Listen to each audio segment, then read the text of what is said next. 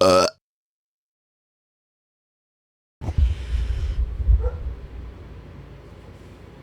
is happening? It's Sav from the Sesh with Sav podcast. Obviously, this is my page. I just want to give a shout out to Mastermind's Tattoo Studio. Recently, they gave me a heap of stuff to give away to you guys, and it's only fair that I shout them out on the pod. So, you can find them on Flaxmill Road. That's one of their main. That's their main shop where you can walk in. Heaps of apprentices there. Heaps of variety, and then they got the private studio on the corner of Doctors and South Road. That one you have to book previous with a artist to enter. It's no walk-ins, but there's heaps of variety, heaps of apprentices, so you can range from a cheaper tattoo to the more expensive artists. There's something for everyone, and they're all-around legends. Clean studios, look dope. Enjoy the episode. Shout out to Masterminds. YouTube tutorials and like make it up how you want to kind of do it. Like, this is sick, bro. If I didn't know and you didn't say that, I'd assume you'd been doing this for a hot minute because it all looks very legit and very cool. Yeah, I've been doing it. It looks purposefully done, you know? It's not like, oh, this is a bootleg shed. It looks sick, bro. It's not. I really like it. It's fucking sick. It is hell not purposely done, but I'll claim that all day. Bro, this 100%, like, it's given the exact vibe that my uncle's shed when I first got into graffiti hard. Like, this is what it looked like, bro. Really? Mine, like, all you're missing is, like, a shelf with about 200 fucking cans, like, just... They're all in the fucking, all in the bin. No, so they're there. They're there. That's fucking cheers. Cheers, bro. Hey, man. Cheers. Big Dilly. Fuck yeah. Big Dilly, Big Willy. It's fucking, it actually hasn't even been a minute. This might be the most, like, streamlined podcast I've ever done, eh? No back and forth. I just messaged you and you were like, yeah, I'll do it. Oh, bro, I'm always happy to talk about fucking a bit of graffiti, bit of fucking... hip-hop, whatever it may be, as long as it's about cool shit, and it seems like that's what you get people talking about, so I'm all about it, man. Are you... what suburb did you grow up in? How old are you? Pardon? How old are you? I'm 28. You're 28? Yeah. And you grew up where? I was... As far as growing up, like, I was all over the place when I was pretty young. Fucking parents were all over the shop, but I did my, like, growing up teenage years, you know, like, early adulthood cruising in Ingle Farm sort of ways, northeast. Deep north. Well, like northeast. I lived a bit in the north a bit after that. I was like Elizabeth, fucking, I'd done a bit of living there, and like a lot of my mates lived out there, so I was hanging around a bit out there. But I was lucky, you know, Ingle Farm's pretty chill. It's just a lot of oldies, man, but it's a good hood, and that's where I met fucking my homie who I made my crew with, and everything started in Ingle Farm, really. That's where, like, I'd say the growing up that I remember. And all the fun shit and all of the, like, actual, you know, growing up as a kid's not really that much. But when you're like, okay, I'm fucking 16, I'm getting into fucking graffiti, smoking weed, whatever. Like, that's when you meet the people that you're about to make the next fucking 10 years with, really. And that was all in Ingle Farm. Hard. And it was like, every time I even drive past that area now, like, I almost have to stop and just be like, oh, we got to stop here. Because it's my hood. Yeah, right. I fucking...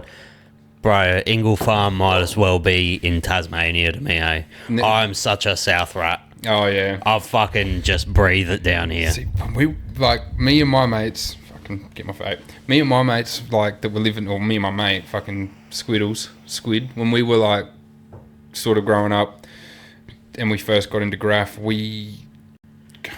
I'm not like South bashing because I don't want to be a South basher or be a suburb basher. This is a wild place to fucking South bash. I know. I'm not going to do it, but I'll say that we were already a bit sketched out by the heavier, sketchier north side dudes that were around at the time, and we'd heard, like, as everyone does with graffiti, there's fucking graph rumors, and you hear that so and so did such and such, and all of this shit. So you're like, okay, and then when it came. I don't know if it's just a thing that everyone deals with when they first get into graffiti, if they're from a certain, like, whether they're north or south, whether southerners here as well, like, oh, them north side dudes are fucked. But, like, obviously graph rumors, they're graph rumors. They're not real. Some of them are, but some of them are. We heard some hectic shit about south side dudes, so we were always like, oh, the south side riders are a bit more full on. I remember, like, when I was, because I would have grown up, similar era, maybe just a little bit different, but when I grew up, AOD was fucking...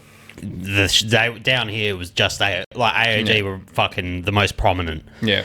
And AOD were the boys I remember at house parties that when they rocked up, you were like shitting your bricks. Let's not get rolled by these boys. Everyone was going to get rolled, and there was a high chance someone was going to get bottled. Yeah. Like, that's just how it was back in the day. So I don't know. I'm obviously wasn't in the graph scene, but I can testify that I don't know other suburbs, but I just know from my experiences of house parties and shit, they were basically just a fucking hardcore gang. Well, like, Do you know what? They were fucking loose units. You know, those first couple of years when we started hearing the rumours and we were like, is this close enough? Yeah. Yeah, sick, it's perfect, man. Perfect. When we first started meeting other riders and we're talking to other people, there was like Weber and I don't know if not Rent. That was more like USN spec, but I'm pretty sure Weber was putting up AOD at the time, and he was one of my favourites. Like when I first got into graph, you know Weber? No. So Weber, he got up hard around the north. I think he wrote something else back in the day, but like just before my time, and I'm not 100% sure. But he always had like, it was simple enough to fucking, you know, if you were on a bus going past it quickly, you could still read it out like, boom, that says Weber. But when you got up close to it, he had all these little tricks, and it was him and Rent. But I'm pretty sure Weber was putting up AOD at the time, or there was someone else. But either way, like, I already knew of AOD crew, and, you know, we're all talking about crews and who does the dope shit, and I loved Hyphens early. Hyphens is so talented, man. Yeah, man. He has such a like, you know, it's a Hyphens piece. He has such a much like Slops. Yeah. Much like anyone that is really good with characters like yourself. Cheers, but man. Hyphens does it without the character. Do you know what I mean? I fucking love characters as well. Whoever shits on characters, I love it. I love characters. Bring a bit of funness to graffiti. Like, it's very brings strict. More of an artistic edge to it. That too, and it's like, it's such a strict scene where, like, I don't know, these days, not spoken like some true old school cunt, but like watching the progression of like seeing Instagram come in. Like when I first started, Instagram was around, but I didn't have it, and fucking not many people had it. And, you know, seeing that and actually seeing what other people were doing, it kind of like accepted certain styles. Where when I first got into it, if you had like a Euro style, cunts were like, oh, he does Euro trash shit. Like, and like my biggest influences with graffiti and the graffiti dudes that fuck me, I keep getting like cheeky cramp in my leg. I'm like, no, we're gonna dodge that. But the dudes that I really first remember being like, oh my god, these dudes are like burners, man. Like, and it's probably a bit of an unpopular opinion because a lot of people, a lot of writers in particular, will be like, oh, he's a street artist. He's an artist, not a but like, dude, like Roger, like GM boys, Vans, like Tongue, Gaunt. Shout out to Vans the Omega as well. Gaunt, you know, I'm not gonna fucking name drop a million, but like Grotz, man, like Grotz, him and Roger, bro, they done some of the coolest, fucking funkiest, like. And when I first saw that, because even before I started actually doing graph, I was drawing a lot of it in school, and I was very invested in graffiti enough to look at what was sort of getting around, enough to look what was going around in Adelaide. So I knew of Vans, I knew of all those big names, Soffles, I knew the Ironlack teams and all that, and I was looking up to them. And then when I started doing it myself and looking more into the illegal side of things and saw like Roger, do you know Roger? Oh man, pardon me, Roger. I copped a lot of fucking beef, man. Like when I first saw Roger's stuff, because as like a fucking 15, 16-year-old kid that wants to do the coolest shit, when you see that what to you is the coolest shit, you're gonna try and replicate that. And I will, you know, it's long enough for me to say it now, where I'm like, I'm not defending a thing. I definitely was like jacking a lot of Roger's style. Yeah, but do you know what though? Like, it's so funny that people like get butthurt over people like not stealing but emulating like certain artists. Where the fuck do you think that artist got their style from? As an artist that's been like, it's flattery if someone copies your shit. I consider myself more of an artist than even a graffiti artist, even though graffiti is like my dominant. That had the most impact, and like I met all my mad homies and all my like day ones and people I still hang with now, and like my closest bonds. Everything real I've met pretty well through graffiti, but I still consider myself like an artist, you know? And so I do have this struggle with the graffiti scene where there's a lot of like, gatekeeping. Someone that's a really good artist that does a lot of illegal pieces, and they done panels in, say, 2009, but they keep doing illegal walls and spots.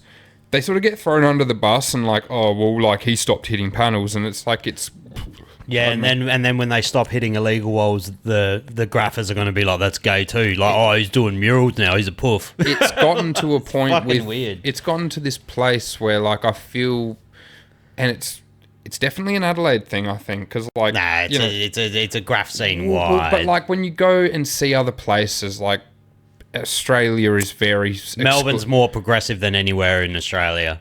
They are progressive with the art, but there's still this stigma on like, if you're not hitting panels, you're a bit of a toy.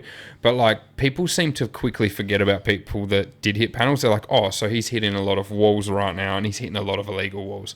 Panels are, and in there, I can see both arguments, because in my mind, how I understand graffiti as someone who's newly into the scene, so I feel like I have a very unbiased opinion on graffiti. It's a good opinion to have when you're new to it and you're just appreciating it all. I feel like I have a very unbiased opinion, and I also appreciate fine art. Like, I appreciate just fucking painters. I can tell by your tattoos you showed me that you any medium, I just appreciate artistic people. At least you've at least got an eye for what's good. And I feel like the pinnacle of graffiti to me will always be someone that can smash a panel but do a fucking piece that could be in a museum. 100%. When someone can smash a panel and it's not just a fucking blasting it, they're actually putting up an insane piece. That to me is the epitome of graffiti. It always will be. There's a lot of stuff as well.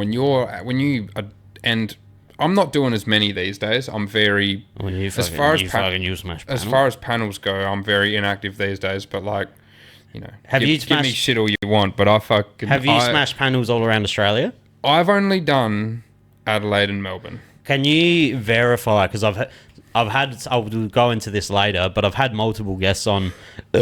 One being probably one of the most prolific panel chasers in Australia. Yeah. And he said Adelaide might be the hardest state in Australia. Can I get, like, you don't have to name drop, but can I get a slight clue? You will know what to say, so I know who you're talking about. He mentions his name. He doesn't give a fuck. Who? Two Loco. Oh. I had Two Loco on. This bloke literally is a destination panel grapher. He doesn't give a fuck. He shows his face. He fucking tags stories of him fucking at yards. He's just a lunatic. Yeah, no, someone's got to fucking do that shit, man. Do you know Two Loco?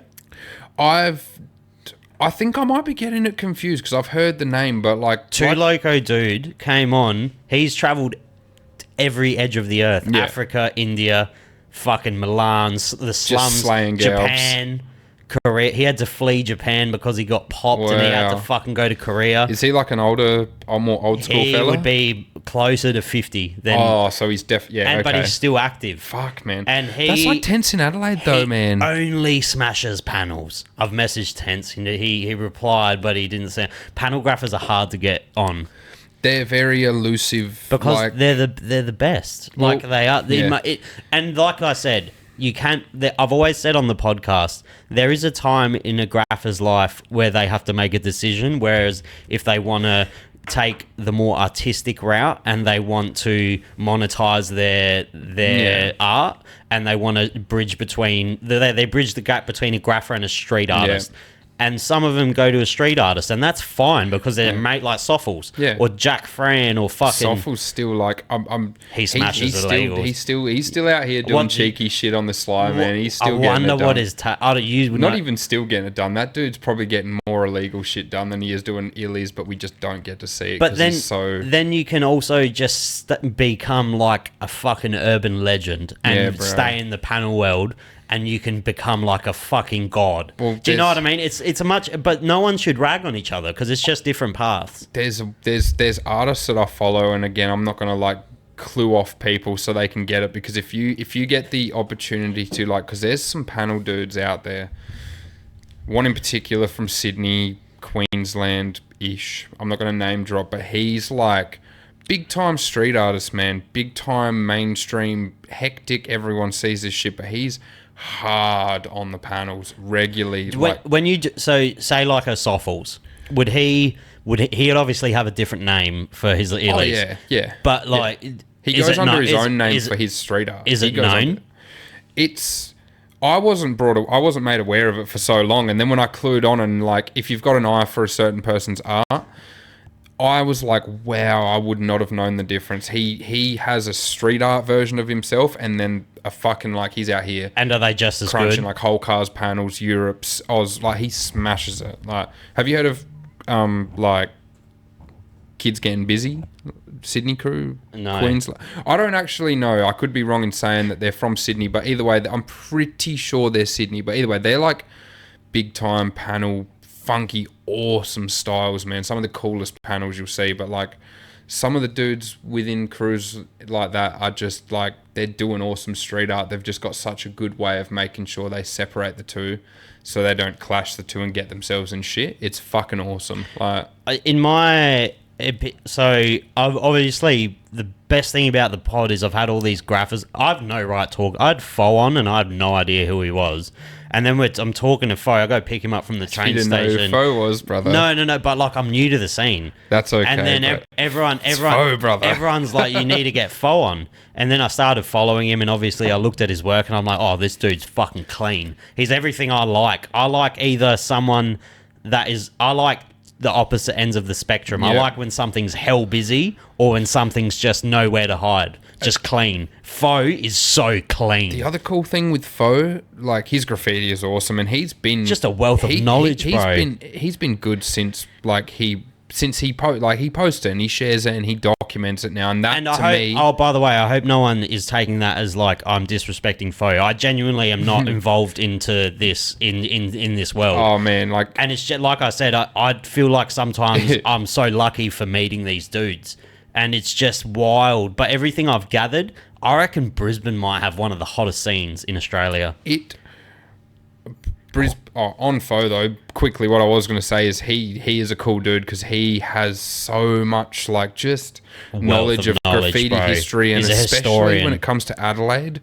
Like a lot of Instagram people and a lot of Instagram graphers, I don't get around them heavily because it's just like, oh, post graffiti, like hectic drunk stories or whatever it may be. But he is like always posting stuff. He commented on one of my posts on my graph account. Like, did you come? Well, I posted a photo and he commented on the flick or whatever, like, cool piece. But then he put up this second bit about something to do with like the penguins that were close to the area, like these statues, and he was like, those were put there, and it was just some cool Adelaide knowledge. Knew. And I was like, comment got like 37 likes, but I was like, man, everyone loves this dude because he just spills that lit cool shit you want to know about Adelaide. And he looks like he just does it. He's so unassuming. Like he looks like your dad. Do you know what I mean? I've not going to say I've met him properly, like, hey man, my name's so-and-so, but great man. I've been within his presence, and you can tell that, like, there's people that have been doing it for a long time that are appreciated for their art, but he's, like, extended on that, and he's given back. He's a fucking great man, in graffiti, dude. It's a hard thing to do, is to like give back to the scene. Or like, oh, I love this scene so much that I need to give something back. But he seems to have done it in a pretty flawless manner, where it's like, oh, you're just a chill cunt. Like, you're just a sick dude that's fucking making sure that people don't forget that Adelaide has some pretty cool, rich history behind it as far as graffiti goes. I'll get you to chuck those headphones on, yeah, just so I can play, because you won't be able to hear it unless you chuck them on. Bro. You can wait up. Everyone fucking struggles with these, eh? Wait. Oh, you gotta like. Yes. Oh, they're the Audio Technicas, aren't they? Yeah. Dude, on special. Fuck yeah. I'll chuck you this on just so you can get a grasp of Two Loco. He's a fucking unit, dude. He's got the full speed dealers on too. Mad cunt. He has so many stories. He's gone to the poorest areas in the world, dude, and just chased panels. Mm. In Milan. He got shot at. Milan, boy. Really? That's like the last place I thought you'd get shot. Fuck, you'll keep different there, bro. Yeah. But Italian I would have police thought are it was known. Africa. You think so, eh? I've been telling everyone it's Africa. Nah. But I did see a cunt with a gun in Africa. Like, he was hiding. We were walking through this abandoned. That's and not what you want to say. Yeah, nah. He smiled at us and was holding a shotty and shit. Fuck that. So what happened in fucking Milan? Milan, fuck, I was painting and shit, and I got spotted, I guess, man, and It was in the underground tunnel, and yeah, I got yelled at this, that, and I took off, and they fired a shot. I don't know what direction they were pointing at, but yeah, it wasn't even that, man. You know, because I was just completely up in fucking Italy. You know, it's just it looks like a terrorist kind of thing. You know, Yeah, It's a whole so different true. world, I eh? hated a lot of trains in Italy, but yeah, when I went to Milan, I just didn't have luck on that line, man. Does he have an Instagram? Yeah, Two Loco in Crime. Yeah, once I'll jump off this, I'll have to give him a follow. That's fucking wild. Bro, he has Where were they? smashed panels. I'll Oh, just put them anyway. there. Yeah. He has smashed panels on every edge of the earth. Yeah. Every edge. You hear shit like that, like, because I've spoken to a few dudes that have painted panels overseas and, like, gone through the fucking just hectic shit that you wouldn't imagine happening. Because, like, in Adelaide, man, like, I've had hectic shit happen painting panels in Adelaide. Like, I've been fucking what I thought was, and it still is hectic. But then when you hear dudes talking about, like, that getting shot. Oh, no, you're chill. Wait up. Wait, do you want to fix that real quick? Actually, Pause that and I'll fix it. Wait up. Yeah, wait. We'll pause it. Oh. Because that bottle is fucking... Stuff that I've heard dudes talking about like doing panels over in other countries. It's like, I guess when you're in another country where fucking not even just the cops have guns, but everyone has guns, but like no one's using them in here. You know, no one's pulling a fucking gun on you in Adelaide for painting a gaff. But Hyphens did. did he really? Hyphens got a gun pulled on him in Lonsdale when he was younger. By a cop? Train fucking, like the dudes that Really? just monitor him. Yeah, this was, it might have been a cop years ago. See, Like, I've had a bunch of cops stop me, and not stop me, like in the middle of a thick chase. I gotta tell you about this chase, bro. Fuck it. But like have tasers pulled, and you're already shitting yourself on that. Like I don't want to get tasered because like you know the rumor when you get tasered you shit yourself. you don't, I've done it. Have you been tasered? I've tasered myself. No, but I mean, like, I've never if been you're getting if you're getting fired at by a police You issue might shit your taser, pants. but imagine that, like, Three you of know, them. you're out here smashing gavs like big mad dog, and then boom, you've like shat your pants in front of like some fucking. They've always got one hot female officer when you're getting chased by more than at least 5 of them.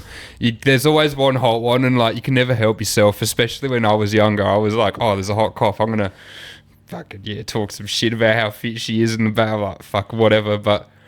Yeah, man, like fucking shit like that getting done and having cunts shoot at you for painting trains, that just doesn't make any sense to me, bro. That's like, I can get if they saw you, caught you in the middle of something that wasn't painting the train, like putting a bomb under it. Is that shit they're worried about in these countries? Like, is that why they're Nah, so... they just don't fuck around. If you, bro, have you travelled overseas? I haven't done it, no. If you like, to me, if I don't know if anyone's ever done it. If anyone has ever smashed a panel on a bullet train in Japan, give that man the crown. They're the greatest of all time.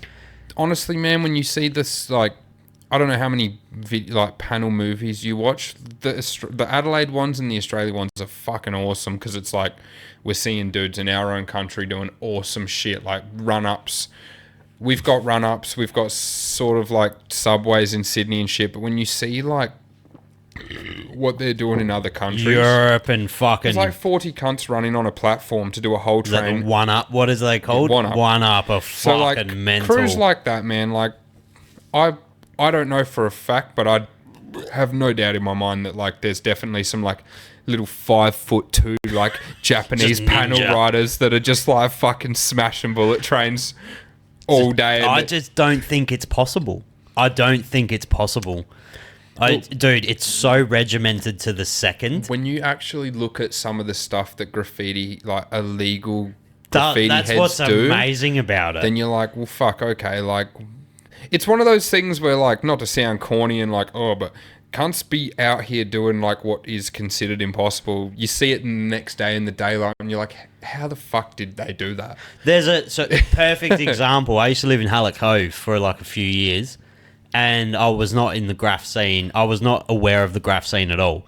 So I was like, I remember behind Lonsdale, you drive to my house, and you go through like the factories and shit, and there was a tunnel for the train line. Yeah. And there was always there was always someone that smashed the tunnel on the top of it, but you couldn't get to it. Like you would have to have 2 boys holding your feet, and you would have to dangle down. Have you That's heard the of- only way. Have you heard of a dude that writes rams? Like, No.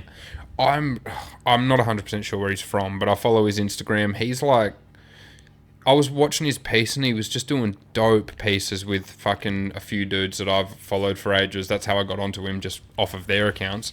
But this dude's ended up in like America and he's like abseiling buildings from like sunrise as the sun's setting, doing these stonker pieces, like abseiling down the sides of like buildings that are in the thick of the city, dude. Like, and this is like America, big cities with a lot of people, and they're like time lapse in them. When we're done, I'll give you his gram so you can have a suss, because like it when you watch it, you're like, bro, that's, you know, with graffiti you do want to break some boundaries and do some stuff that not to the whole world is going to be boundary breaking, but like at least to your peers, the people in your city, you're like, yeah, I'm going to do this because these cunts are going to appreciate it. This dude is doing stuff that's like, even if you're not a graph person, even if you hate graph, you can't be like, fuck no, that's actually sick. That takes some balls. Who's your favourite artist at the moment? My favourite graffiti artist? Graffiti artist at the moment. Who would you say is pushing boundaries for you that are fucking wild? Fuck, that's such a hard question, but like, That's Caesar cunt, bro. I was literally showing my mate that I work with, like the dude that I work with at the shop, I was showing him Caesar's work today. Caesar? He just done one with like, But he does Simpsons illegals. He still does illegal. How do you do that? his ability to nail like dumb textures and shit. Like you can tell with dudes like him, he's doing that quickly. Like they're not taking him ages. That's like a day. This is going to be wild. I would put him above like a Soffles, just because in his own right. It's a different style though. But like, it's totally different. Like we were talking before about Smug v Soffles. The thing with Soffles is like, the thing that I have with Soffles is I've grown up on his work. I know how much he done illegally. I know how hard he went.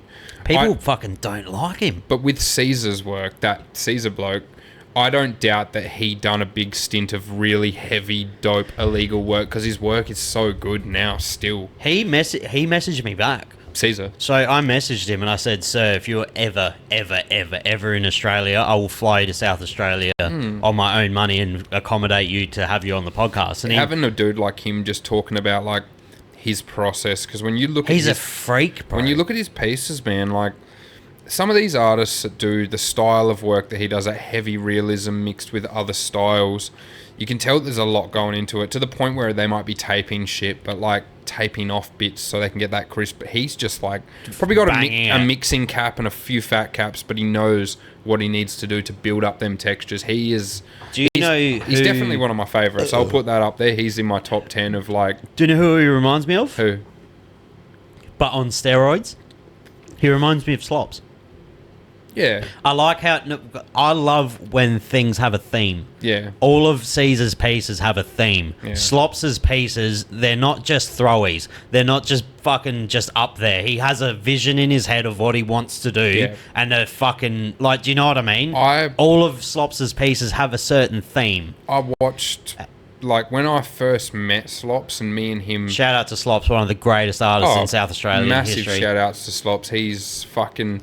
Just a great not even human being, not even just on a graph level, just man. Just a great human being. I definitely met him at a time where I fucking needed a bit of an older bloke to fucking be like, yeah, nah, you're good at your art, but like, whatever. But anyways, me and him, when we met because a mutual friend of ours was like leaving to move interstate, and we sort of had no one left to paint with at the time, because like when he left, I was painting with him and so was Slops, and we went for a paint, that dude and Slops, and we got together, and fucking he left. Me and Slops went to his going away party. I got fucking rinsed, dude. I've taken like the homie that left, he's given me this little package when I rocked up, like, yeah, take this, you will have a great night, cunt. And I was like, oh yeah, fucking oath.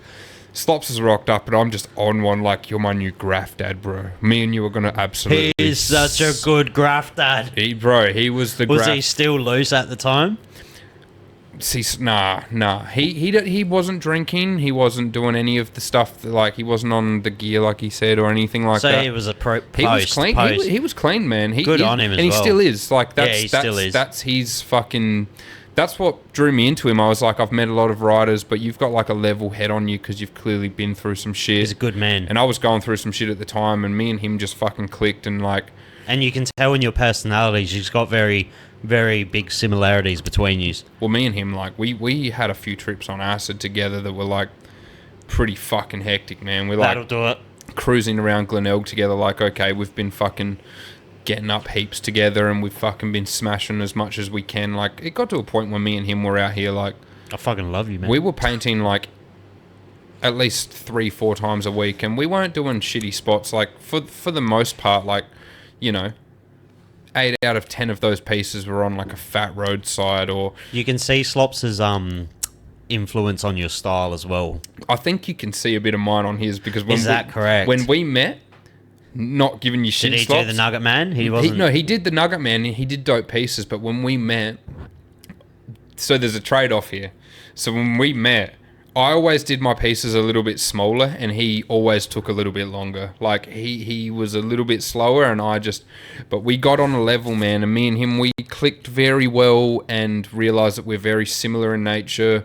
We're not about ego, and we're not trying to sit here and make anyone on Instagram think that we're like hard cunts. We just wanted to bring some funk to Adelaide, and in our stint, because when we first met, bro, our work routines were exactly the same.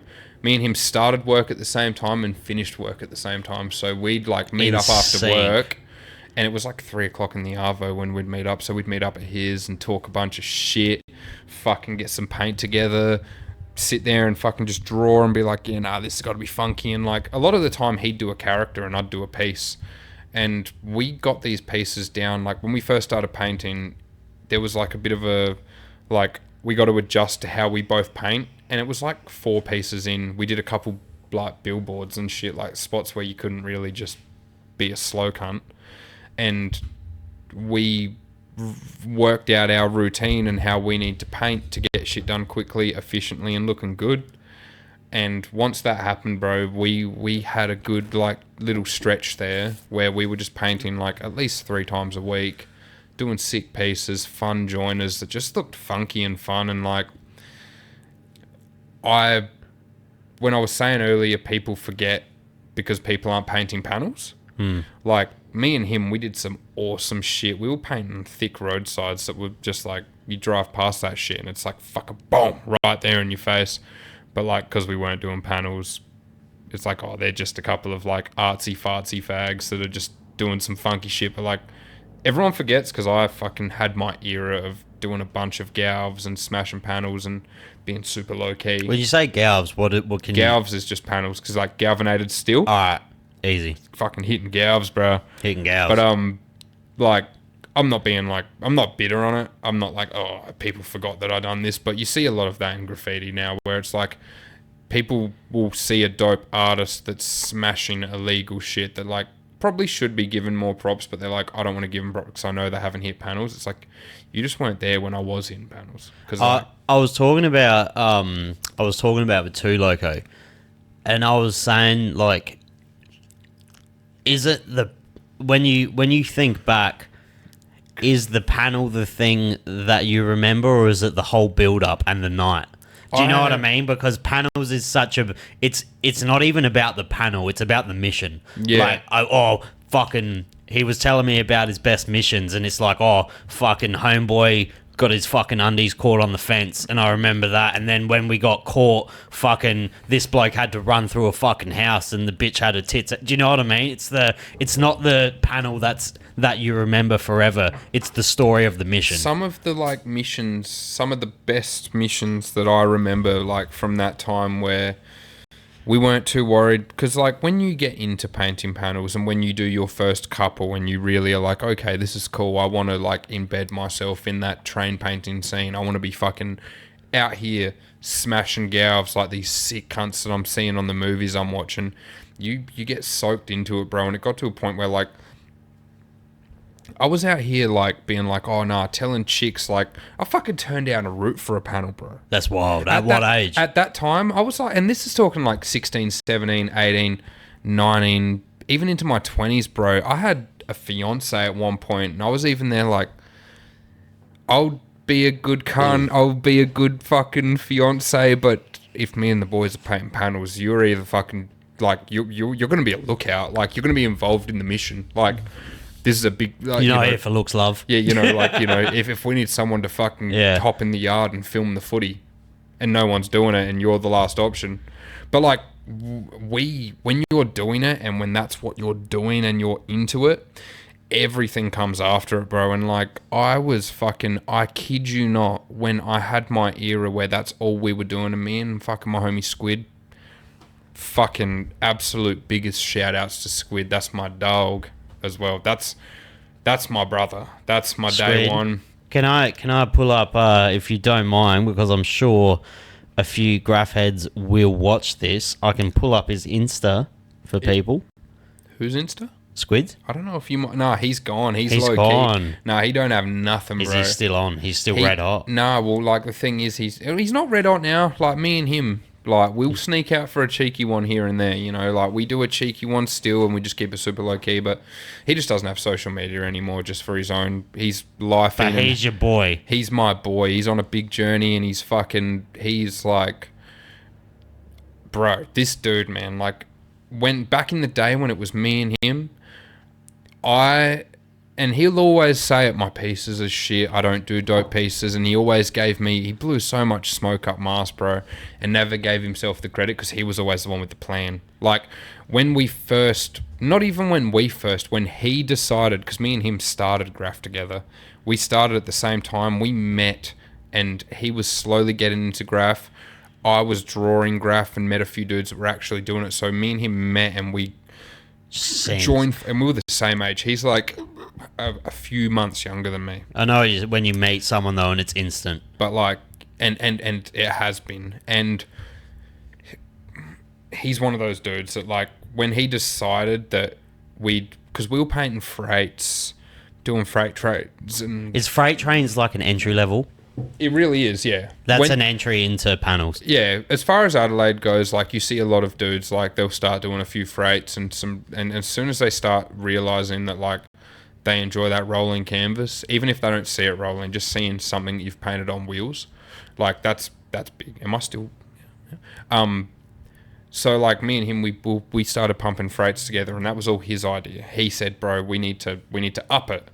We're doing graph." We're doing cool pieces, so we need to up it, and we need to start doing freights. And I was like, yeah, fucking oath. Like, I followed his recipe, man, because, like, we started doing freights. We were smashing freights. Got away with it. He figured it out. We weren't getting done. He started looking into panels and, like, seeing graph movies of cunts painting trains and decided that's what he wanted to do. And, like, I will say straight up, over the course of the next, like, those following years where we were painting a lot of galves, a lot of it was him dragging my ass out, because I was like, bro, this is so hectic, bro. We've done 2 this week. And he'd be like, nah, bro. But it's all chill, because it's like training, eh? And he was funny too, because there'd be like the most red hot spot, cunt. And it's like, no one's hitting that. And he'd be like, bro, we just got to give it a crack, because no one's going to expect it. The cops, and he always had the good plan. And so, yeah, biggest shout outs to him, man, because like fucking... Would he ever belly up and come on? Oh, bro, you could get some stories out of if him, man. I'd let him, he's a good talker, bro. If he's like a bit more personal of a person, I'd let him belly up. If you were like fucking actually down for someone that will give you like... Yeah, I'll let him belly up, dude. Hyphen's bellied up. Oh, he'd 100% belly up. Hyphen's fucking bellied up, but he's got fucking hand tattoos and shit. See, I don't mind, man. Like, Oh, dude, like you said before the pod, you've been done for all your crimes. And a lot of... not all of them. But, like, do you know what I mean? The thing with it is, like, unless you're out here really on the radar, like, and, like, I'm not going to say my name and be like, yeah, I write this, and this is my address at so-and-so, but as long as you're not... I've dealt with the police coming and questioning me enough to know what it takes for them to be able to come and question you. Yeah. So when it comes to incriminating oneself... And you can't fucking, like...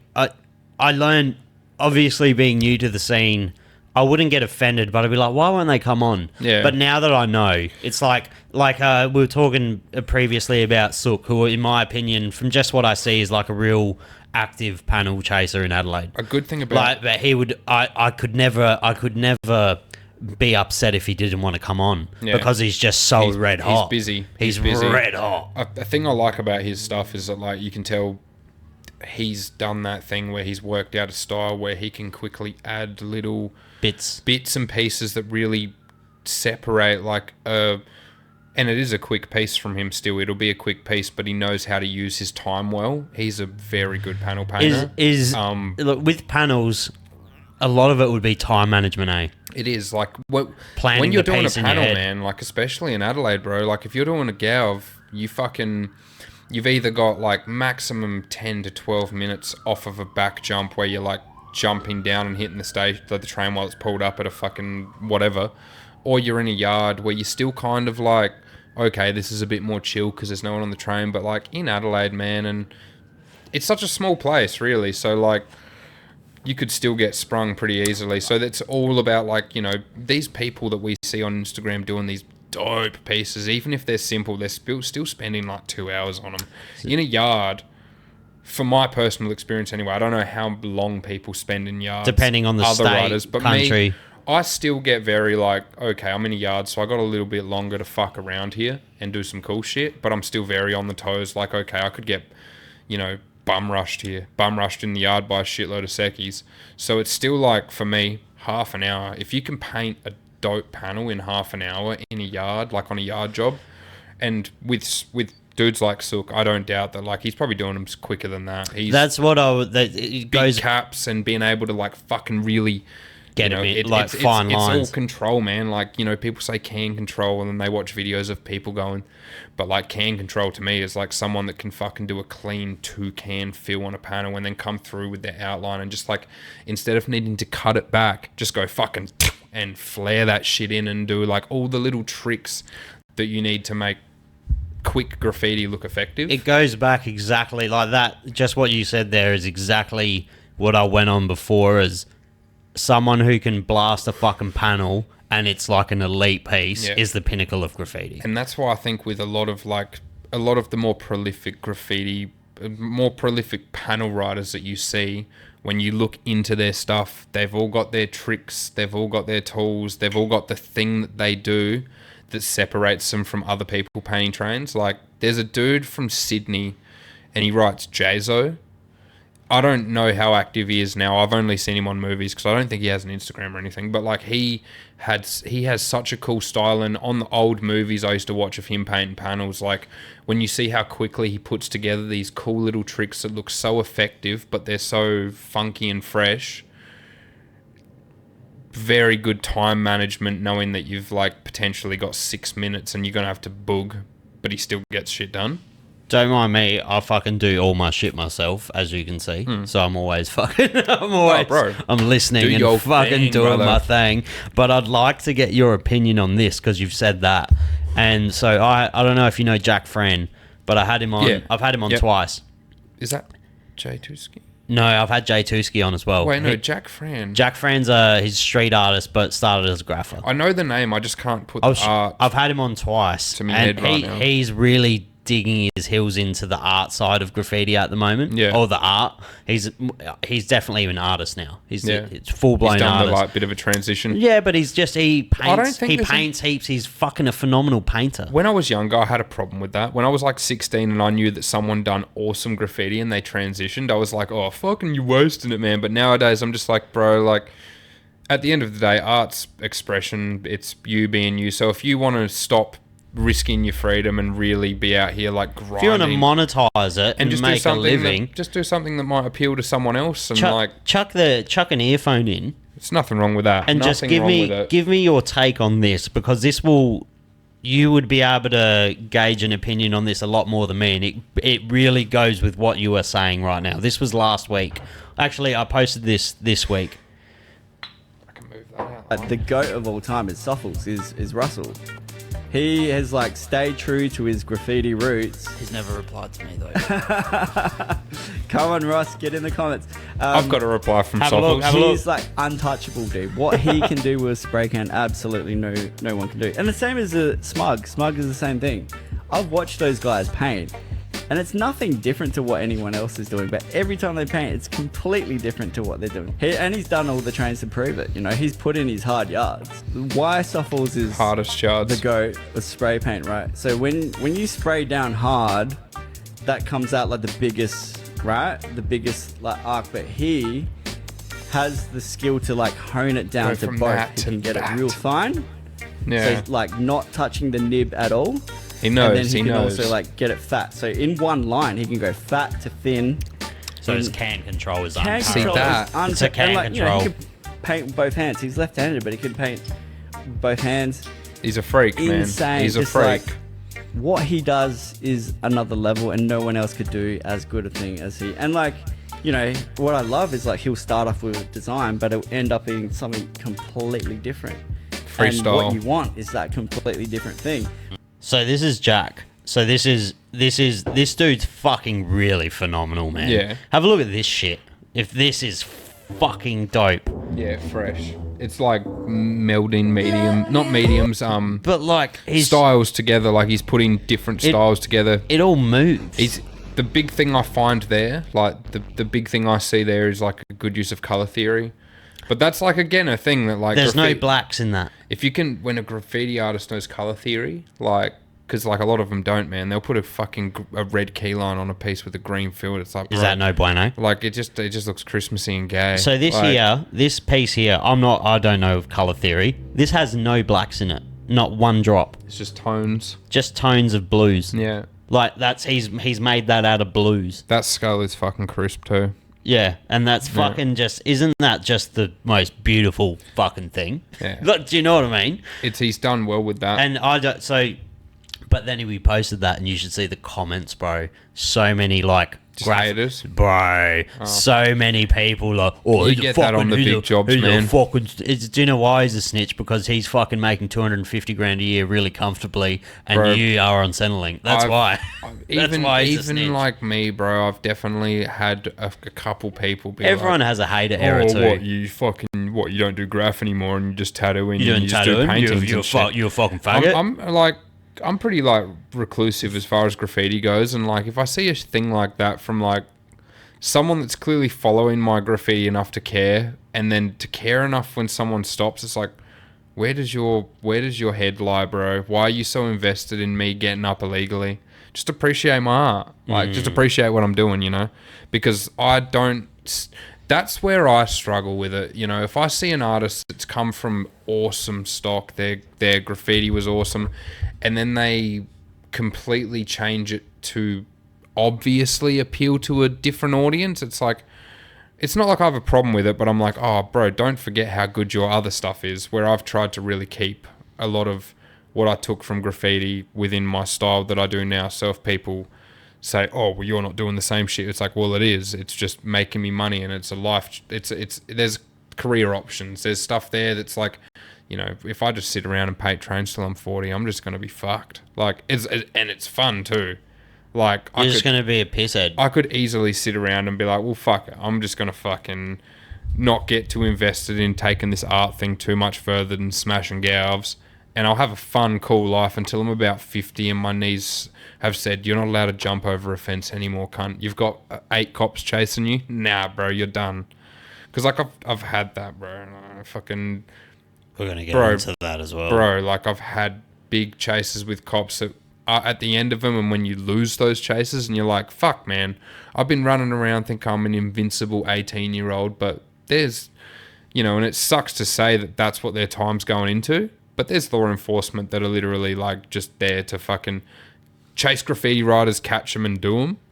And it's like, well, you can do that for so long, but fucking, if you've got any sort of talent and people are telling you that and they're like, bro, your art is good, fucking chase that shit, man. Like, go do a canvas, go do a painting, do something that might potentially take you away from working 7 days a week of a job you hate, to buy paint, to paint panels, to keep an image about you, when you know your art's better than that, and you could make that Sell out. You could make sell out I'm not, straight away. Exactly. I'm not saying sell out, but Be Ice Cube. But I'm saying like Ice Cube did it well. Do Are We There Yet? Are We There Yet? He's still dude? a gangster. He's still a gangster. That did Are We There Yet? 100%. And got that fucking bag. But like And I exactly, respect like it.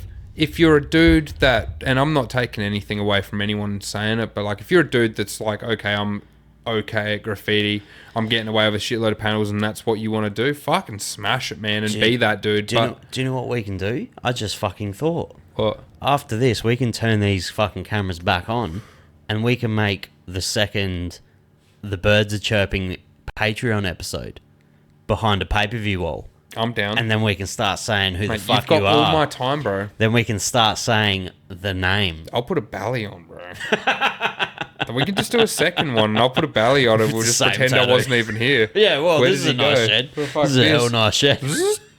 I've never been here before. I'm just going to go load us up with some more beers, but we will... I need to piss too. You so, need a piss. yeah. We are going to resume this in 1 second, and we'll get on to some missions. I'm having a good time, bro. Everyone, so the thing with the pod is... Oh, fuck, what's going on there? I don't know, that might be porn. The thing with Wouldn't the be pod upset about it. is everyone... everyone starts off a little bit timid, and when I tell people, I'm like, oh, it's just a chat. Yeah. People Having a don't yarn. understand. It's just like every other podcast, blah, blah, blah, you're having a chat. No, a lot of podcasts in Australia are a fucking interview. Like, that's what it is. They've turned it into interviews. This is literally just getting hammered and shit. It's a bit strict It's where a you bit feel gay. like you need to kind of like people. And people are farming for yeah. clips, and they're like, oh, fucking, were you molested as a child? Like, they're just trying to fucking farm clips. Just when you see a lot of fucking podcasts these days, man, like I don't fucking watch them, bro. Like unless the people going on it are I'm making podcasts doing great again, graffiti dude. or fucking. I'm making podcasts great again. Honestly, as far as podcasts go, when I watch them, I need to be hearing about either. I'm not going to say graffiti specifically. It's fucking nice that you actually talk about graffiti because that's like just a subgenre of art. So I'll listen to a podcast about art to a degree. But like, I love the psychedelic ones. I love Mostly, so bro, I got But these. like, a lot of them are shit, man. A lot of them are really hard to deal with. I got these gun podcasts I did with this dude called Lee Ryan. 2 of them, and we did mushrooms during them. He's a massive psychedelic adventurer. It's the best time. It's Bro, the best place to be, bro. This man is 6'4", 6'5", massive human, built like The Rock, just huge. It's the full unit. Biggest man I've ever seen, most attractive physique I've ever seen, dude. That'd be hard for you. You would have been like up here. Bro. He is obsessed with like bettering himself, and How you should be. Bro, he does like 23-gram trips in his fucking bedroom in the pitch. Oh, mushies. He did fucking 6 days back to back on ayahuasca in Yankalilla. See, I still haven't done that. Just did his fucking 40th in Brazil in the jungle doing ayahuasca. I got given. I don't want to sound gay, but I got asked if I wanted to join in on this ayahuasca ceremony, and just like where I was at with doing psychedelics at the time. Even now, I'm like, I don't need that because a lot of my psychedelic times that I have and when I use it, I will fucking, unless I'm there giggling with my best mate and having a laugh and being Right, silly day cunts, arc. but it still gets to a point where I'm like, yeah, you're gone now, fuck you, this is all art. Like, that's why I feel like my art does give that vibe. Like, I want to... Your art is very psychedelic-esque. I want to remind people that it's like not a bad thing. Like, it's okay to trip. Everyone says, "Oh, I had a bad trip once." It's I like, always have a bad trip. you There's know, always... you have to have a bad trip to have better trips. There's you know? always a part of my trips for an hour where I'm so frantic, like I really fuck it, like in the peak of it. There's Yeah. always, every time, there is always a bit where And fucking you can never get away from that no, either. and it's always when my vision goes really crisp. You know Yeah. that bit where you get really crispy. It's almost too crisp. You're like, why am I seeing in fucking 17K vision right now? It's and fucking... Bro, I remember last time I fucking really heavy dosed myself. We had like a bag of mushrooms, and it was just the bottom of the bag, so it was all the scraps, and the mushrooms were shit. So I thought they would be shit. And I fucking dumped them in a cup, drank them, and I remember I went to the servo, which is fucking 2 minutes down the road. Yeah. I went to the wrong servo because it was... How fucked is it entering a servo while you're tripping? I never have. It's like walking into a weird spaceship. You're like, oh, no, this is... Never have. Even if it's not visual, even if it's just fully like how you're feeling, you still walk into a place like a servo or an easy. Me and Slops, man, we were tripping balls walking down. We were on fucking like 2.5 tabs of acid each, and I can't do acid. We were fucked, bro, and we were fucking like just being nuisances, walking around like fucking singing, and we're making up songs. We made up a whole suburb. We were like, this isn't even Glenelg anymore, man. This is Baby Dubai. Like, this is Baby Dubai, and I felt like I was stuck in an advert where I was like an extra for this advert being filmed for this tropical place. We're like, yeah, come down to Baby Dubai. The planes are bending, like hell fucked up shit. But like, we walked into an Easy Mart to fucking, I think we bought like ice cream. We're sitting out the front of fucking Easy Mart trying to eat this ice cream. Like, oh yeah, fuck, I don't even know how to eat right now. But as soon as we walked in, I was like, oh man, like, how many colours can you cram into one spot, cunt? And the whole shop just smells like vape juice. You're like, Oh, dude. damn. I remember I went to the wrong servo, and then I've had to chuck a Yui and go on the South Road one. And usually mushies take like 45 an hour. And these ones just didn't, bro. Just immediately. I walked into the servo and opened up the door, and all I remember is just fucking all of it just went boof. Oh. And I was and then the door I must have been there for like 4 minutes because the door started buzzing, and the servo worker's like, "You right, mate?" And I like turned around, I was like a fucking gremlin. It's bad too, because when the psychedelics really start kicking in, you just like lose the ability to talk English. So if you've just walked into like a servo and you're like, oh yeah, these You have to pretend you're these not aren't on going to kick in mushrooms. for 20 minutes. Oh wow, they're kicking in now, and the servo's like, hey mate, do you want to do the little sale where we get a Coke extra? And you're like, bro, I don't even know what a Coke is. I'm like floating in like half another dimension, chatting with beings that aren't even here. Like, what are you? Like, humans look gross when you're tripping. I feel like Unless it's your homie. Oh, dude, I'm not artistic, so it wouldn't benefit me how it benefits other people. I feel like mushrooms is such a PED for fucking artistic people. See, I wouldn't even, for me personally, Your style's heaps psychedelic. I wouldn't use mushrooms for any sort of, because like I will say I've done a lot more. I'm an amphetamine kind of guy. I love myself. amphetamines, but as far as like mushrooms and acid, like mushrooms is a weird one, man, because acid, it gives you all those visuals, and that's stuff that has embedded in my style. But when it comes to mushrooms, it's just like, there's no lying with that shit. And if you're on mushrooms and you're there like, oh, I'm just on psychedelics and I think I'm going to have a good time, it's going to come and kick your ass and be like, no, this is a very real feeling and you need to get real with yourself. There's things people say, it's like, so acid's more of a dominant masculine energy. Yeah. Whereas mushrooms very motherly. I haven't heard that, but I definitely feel that. Mushrooms can be very nurturing and motherly. I've had times on mushrooms, like, because I've had times on acid where I'll sit there and draw for fucking 7 hours and I'll be coming up with like just twisted, cool, trippy ideas. It's like, okay, this is cool. I'm in my zone right now. And I've tried to do the same thing on mushrooms where I'm like, okay, I'm peaking and I'm really feeling it. But I think the mushrooms, because they're well and truly a natural substance, there's no changing up how they're made. You pick them from the ground and you eat them, where there's still some... It's like a roll of the fucking dice. There's still some synthesizing behind acid, and there's still a process. There's a quality control. There's a man-made process where... Mushrooms is I sound like Rick from Rick and Morty. I'm just like burping between... But nah, I feel like with mushrooms, because it's something that you pick directly from the ground and you eat them, and like you there's no person being like, oh, we're going to adjust a thing or whatever it may be.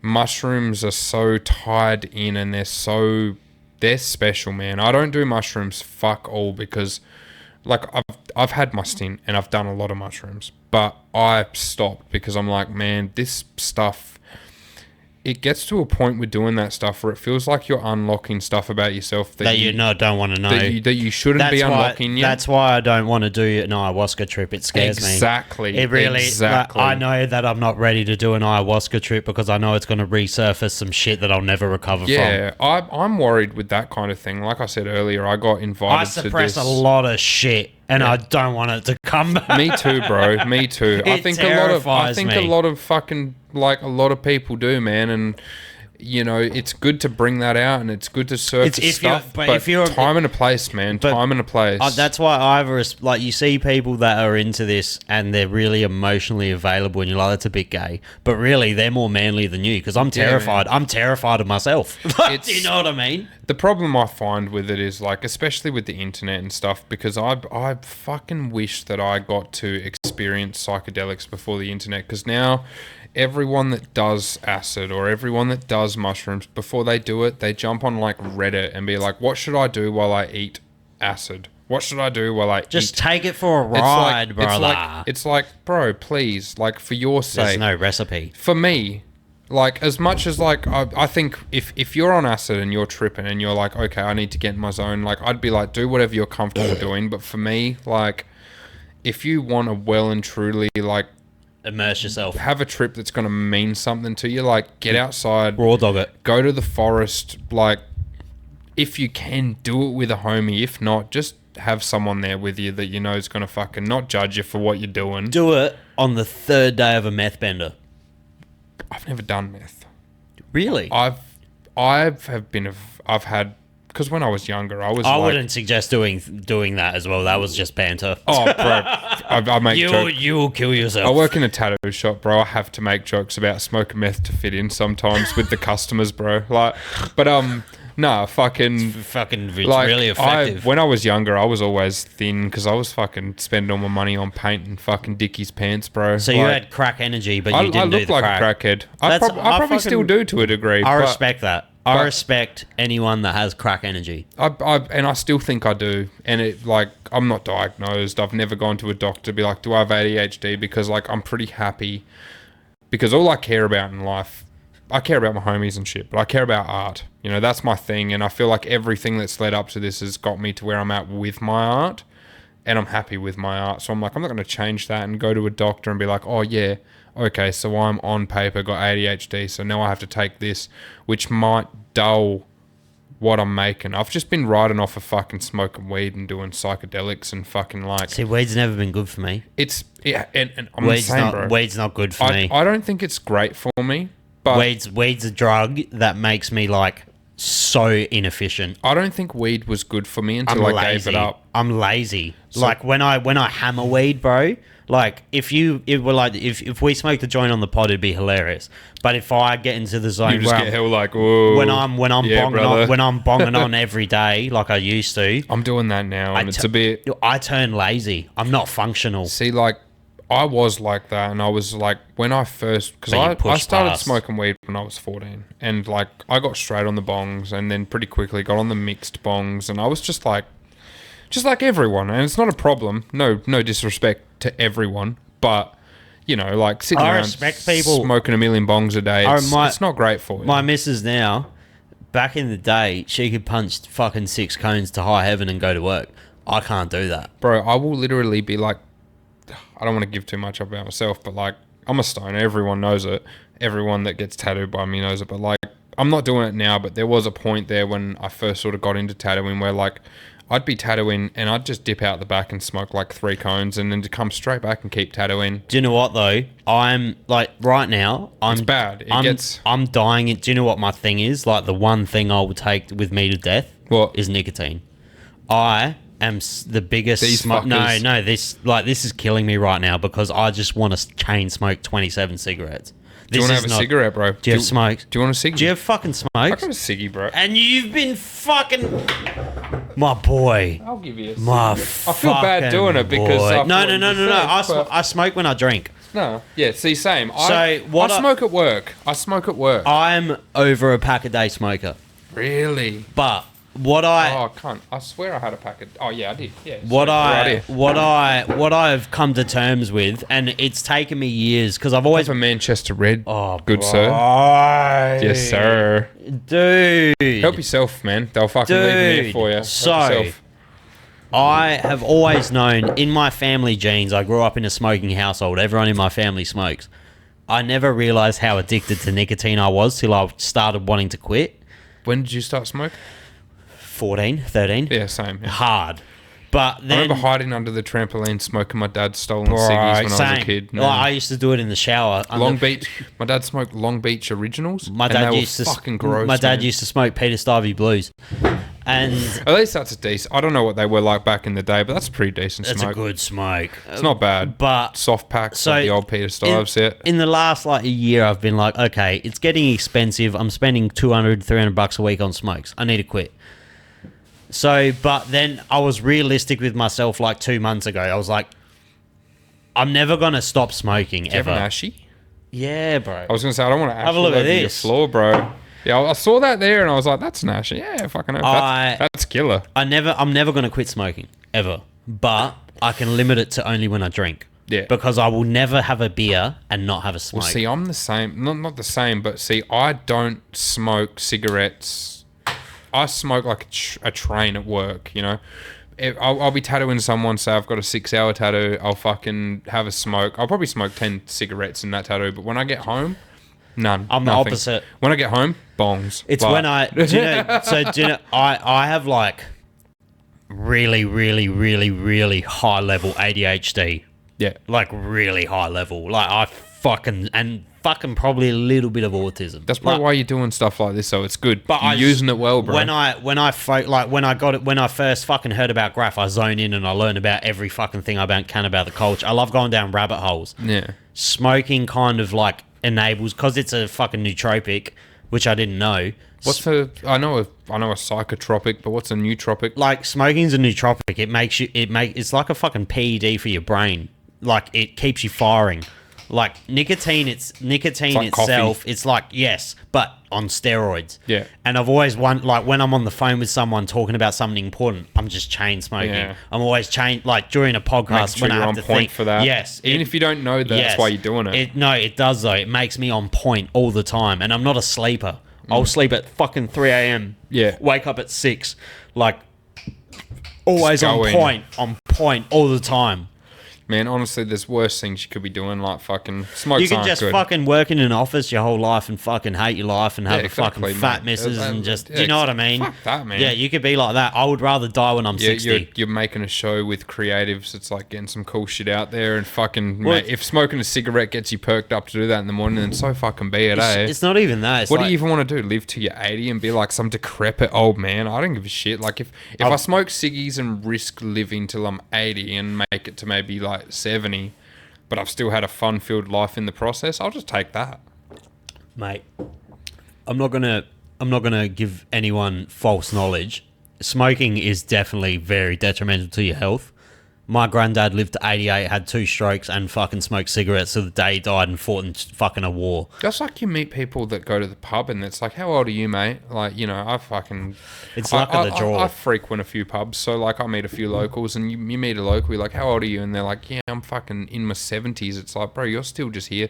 Like, they pickle themselves to a degree where, like, if they stop doing it, it's gonna fuck them. This is a random question. I just thought of it before, but I need to get it out before I forget. Have you always had the same... I won't mention the name, but have you always had the same tag? Nah, so I've changed... You can mention the previous. Bro, I've changed my name up a bunch of times. Can you mention the previous? When I was what was young- your first? What was your first one? The first word I ever wrote, as far as like doing graffiti, was probably enter. Enter. N-T-E-R. Yeah, NTR. There's a great rapper called Enter. Shout out That's to why I Enter. stopped writing it. Really? 'Cause he's coming on the pod. At the time, I listened to Cursor and stuff, and like I was fucking young. I'd never heard of Enter, and then he popped up, and I was like, oh, like I don't want to be that dude that looks like he's just fan propping some new Eshe rapper or whatever. So I stopped writing it and changed it up, and then I I wrote heaps of words, man. I wrote Xeno for a bit. I wrote Colonel. I wrote fucking... How do you choose a word? Is it just the letters you like? At the time, with those few first words, it was really about, like, the letters and being like, okay, like, we want a K, we want an R, we want an S, we want an E. Like, very cool, fun letters to play with. But as I got a bit older or whatever, and I just found it was more about, like, just... If I was to go out and paint graffiti now and start getting up hard as an artist that just does graffiti illegally, I'd probably just write a different word every time. That's why I respect what Foe does, dude. 3 letters. So hard. So hard to even out. I never thought in my head. I'm like, he's like, I had to be really smart because I only got 3 letters. Some of these motherfuckers got 5. Yeah. I have to make my piece that's where it gets hard out. because, like, so, like, 3 letters. Shout out to Foe RCF. Big shout outs, man. He's fucking ADL, proper ADL king. Like, people get thrown on a king status pretty easily nowadays because they've hit, 12 panels or something. But fucking, nah, he's a G. But there's a borderline because 3 letters is hard because 3 letters You is gotta even it out. and it's also every crew. So like PHO, unless you do it right and you people know, they could be like, oh, is that a crew? But like he done like Foza and he done all these different things with it, and so for me the perfect amount of letters in a word is 5. Like if you can have a word with 5 letters in it, that's the perfect amount. So my tag that I was thinking, because I was dabbling in, because I was like, it's hilarious if I do a piece. It would be hilarious. I got really neat handwriting, and I've always loved calligraphy. Yeah.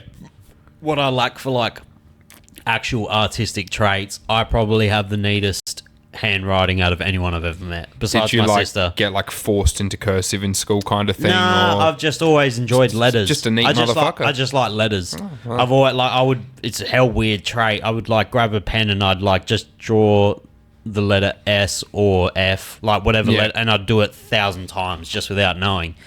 And I had you're an artist without knowing it, mate. I had a fucking tag I really wanted to I bet you throw probably up. have the best S in the game if you started flexing. Dude. S is a good letter to rep too. And numbers. I used to love numbers, but it's a hell weird flavour of autism. But I was going to throw this up, and I was talking to Monops one day, and he was like, someone's got it. And I was like, surely not. Always the case. I wanted to do foreskin. Yeah, someone does write Someone that. does Yeah. foreskin, dude. Who is he? I don't... Shout his name out. Fuck that dog. I want it. No, like, I think... Someone So, does it up north, I think. He started getting up, like, right as I sort of, like, not dropped off, but when I settled down and I started seeing his pieces, but I always thought it was so funny, as if, like... Foreskin, that's me. Is that yours there with the, like, white in the middle? Yeah, right there. It's got like a semi... It's almost got like that semi... Do you know... Are you familiar with, like, Philly styles and whatnot? Yeah, because his Instagram's like for the Skinners or something. That into a cock. It's a game changer. Oh man, that's like some dictation shit, bro. I don't know in particular why he writes that, but I think there's something behind why he writes that. So but, I would write that because he's got a very like, I don't know how old he is, so it's always hard to gauge. It's hell like philosophical. I've seen his style, and like that's a thing with Adelaide as well, or graffiti in general, but like because Adelaide's small, some people come out and they start killing it, and you're like, oh, this dude's doing a lot of pieces, and you're like, well, his style looks like it's from the 2000s, so you assume that it's an old school dude. He's got a kind of like a mashup of like a tense mixed with an NEK, like it's got that very strict, like I follow this and my pieces always look like this. But yeah, I've definitely seen foreskin up a bit. I literally would do it because I have the biggest forey in Australia. You got a big foreskin. Like, dude, you don't understand. No. No. Oh no. I'll show you off camera. I don't want to feel like I'm being mean, but like, because I've never had one, obviously. Dude, they call me the windsock.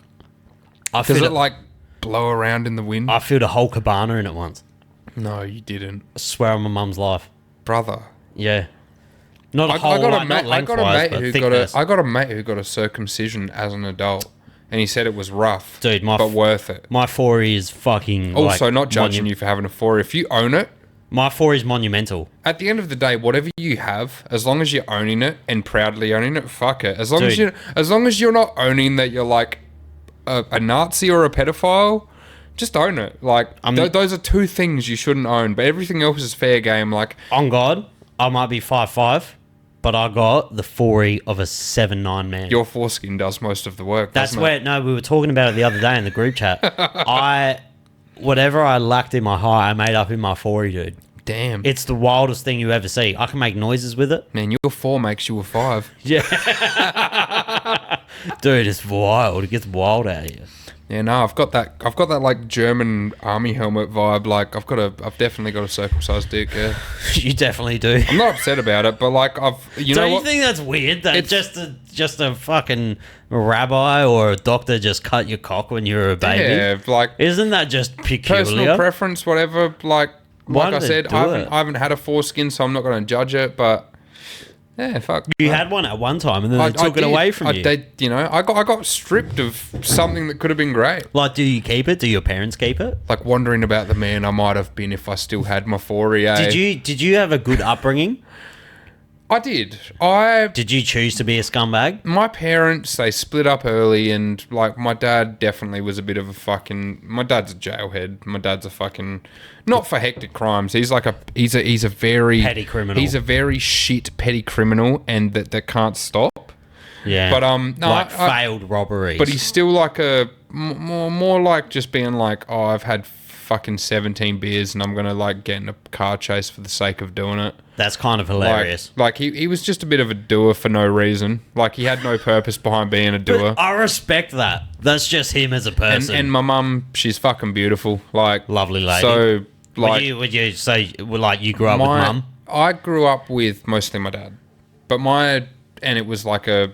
You know how it is with you meet people that the parents split up early, so it's like a battle between who gets a kid, whatever. But like I think I got a pretty healthy dose because my mum is such a beautiful lady and such a good lady, hardworking, and my dad is like he has good morals. He's a fucking just bad decisions, but he's a funny cunt and he does silly shit.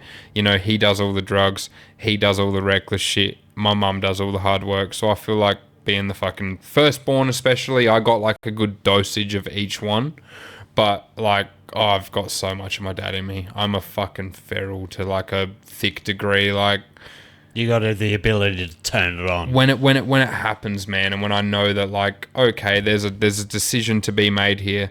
Either fake not being a delinquent or just be the delinquent you are. Like I'll always take that option. Like I'm not hurting people by being a delinquent, but I embrace my feralness. Dude, that's one thing that I fucking just came to terms with when it was like literally like 4 years ago. You start getting to this age when it starts getting to those late 20s where you're like, fuck. But I'm never gonna be a suit and tie. Like I'm never gonna. I literally told my missus when we got together, I said, if I will never ever be the man that when the boys call me and say, can we go to the pub, that I will say no to spend time at home. Fuck that. Do you know, I will never be that. Fuck but that, like, man. As long as you can accept that, I will be a great person to you. The pub is a wealth of experience, but it's bro. just, I know so many people that, like, you can be too. You can be a good person and be loose. Yeah. Like, you can. Oh, bro. I've seen many people do it.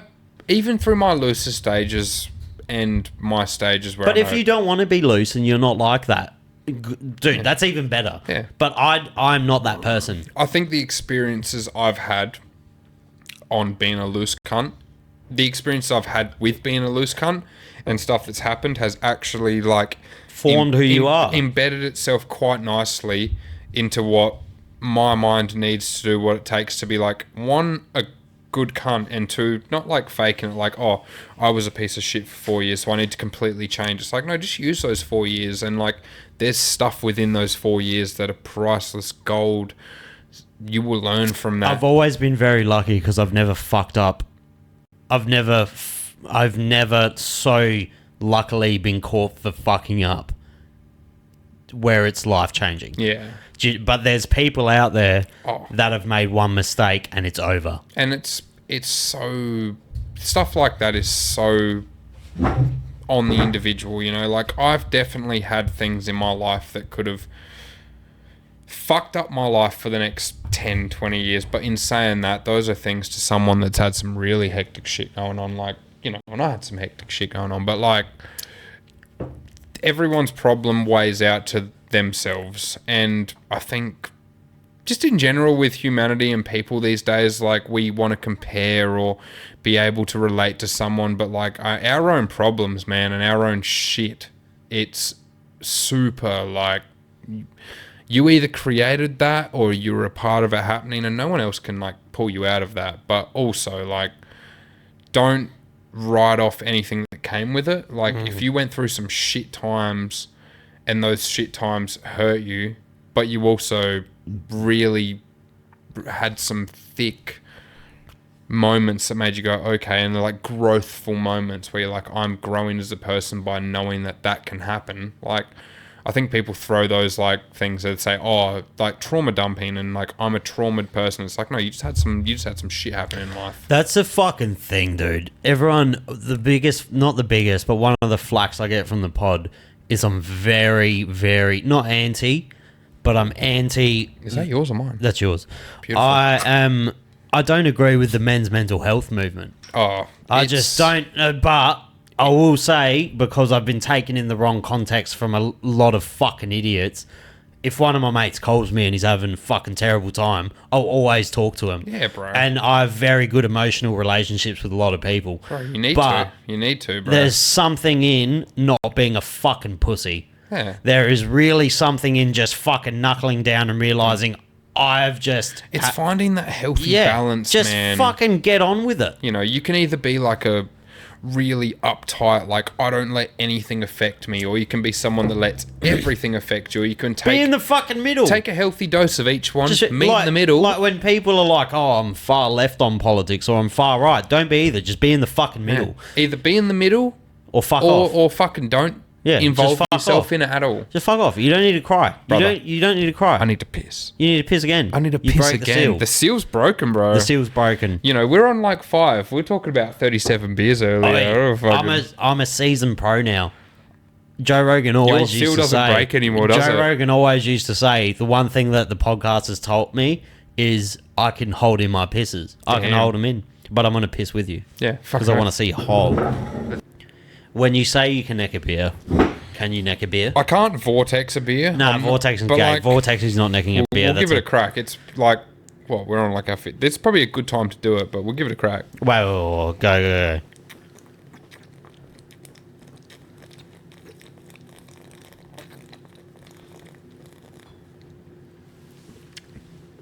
Is that alright? It's not that good. Oh, sorry, bro. It was alright. Wait. I appreciate a good like slow neck. You know, you still got to enjoy it. That sounded so hoish. It was a bit I gay. appreciate it. Yeah, fuck, you gay as fuck, bro. Gay. What have you done there, brother? I don't know what I've Oh, you got a neck one as well. I'll let a neck one. You neck one. Can you vortex? No, I don't vortex. I can't neck back to back. I can scull a beer quicker than people can vortex them. All right, go. It's been a minute. Oh shit, you got a full gulper. God damn. All right. I'll accept that L. That. Good on you, sir. That's how you neck a beer. What we're here for, the main reason we're here, is because I want to hear your most fucking wild missions. That is why we're here. I got You're some. actual hot as fuck as well, by the way. Huh? On God, you're hot as fuck. Like appealing. You're an attractive man. Oh, so are you, bro. I wish I could grow the beard that you could grow. Before we get into that, quickly on a side note, who did your headpiece? These Side. ones. So the guy, I work with the chick Kira Lee. She done my barbed wire. That one on the side, though, the other side. Oh, the writing. Yes. That was my homie Brando. I work with him at the shop. He does like very cool realism work. That's fucking dope. I'm about to It's a blast over too, so it's the fucking crew. It's the crew. I'm about to dabble in the dark arts. I'm not going to. I haven't thought about it yet. Go on, do it. I want to get my head What do you want to get on it, though? a name.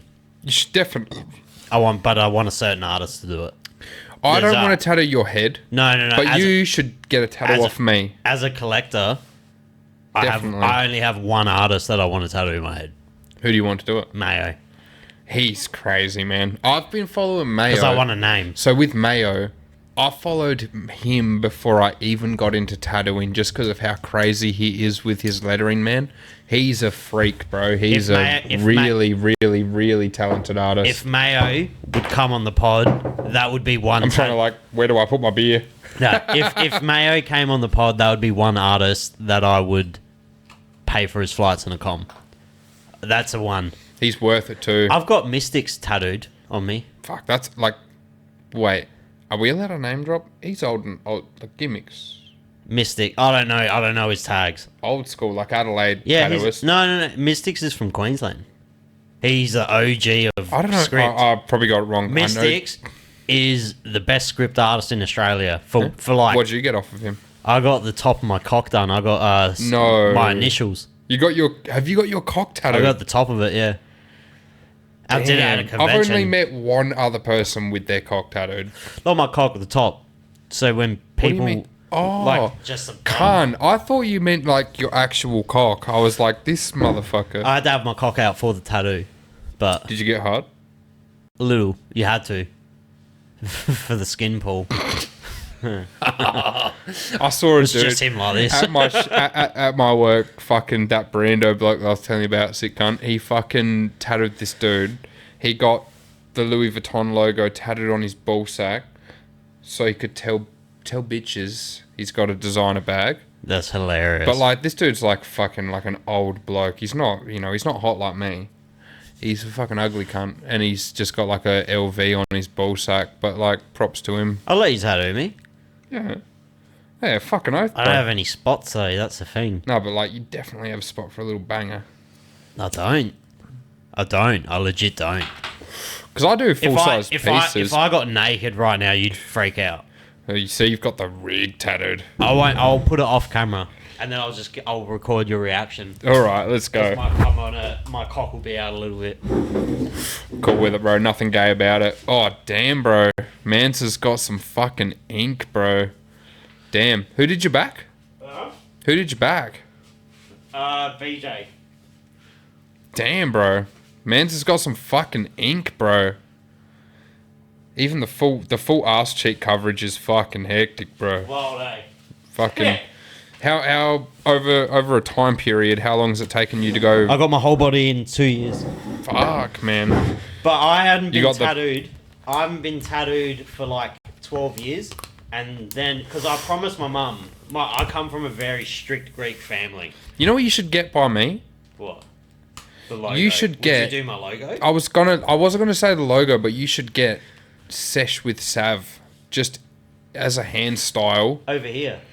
And like with that, you can kind of go over a bit of shading. So if you've got stuff in the background that's a bit of shading, we can hit a fat hand style. So do you do many like graph tattoo? By the way, where can people find you? We're going to give you some advertisement right now. Thank 'cause you. All of my little sesh gremlins, as I call yous, my little sesh gremlins. I'm the seshiest gremlin you'll ever meet, bro. Where can they find you? Where can they book in? I'm working at Ink and Skin Tattoo Studio. It's in Edwardstown. It's on Dawes Road, and if you're driving down Dawes Road, you can't fucking miss it. I just did a big piece on the side. Did you see the mural I did on the side of the wall? I did a big fucking piece on the side of the wall, like big fucking character doing like with a tattoo machine.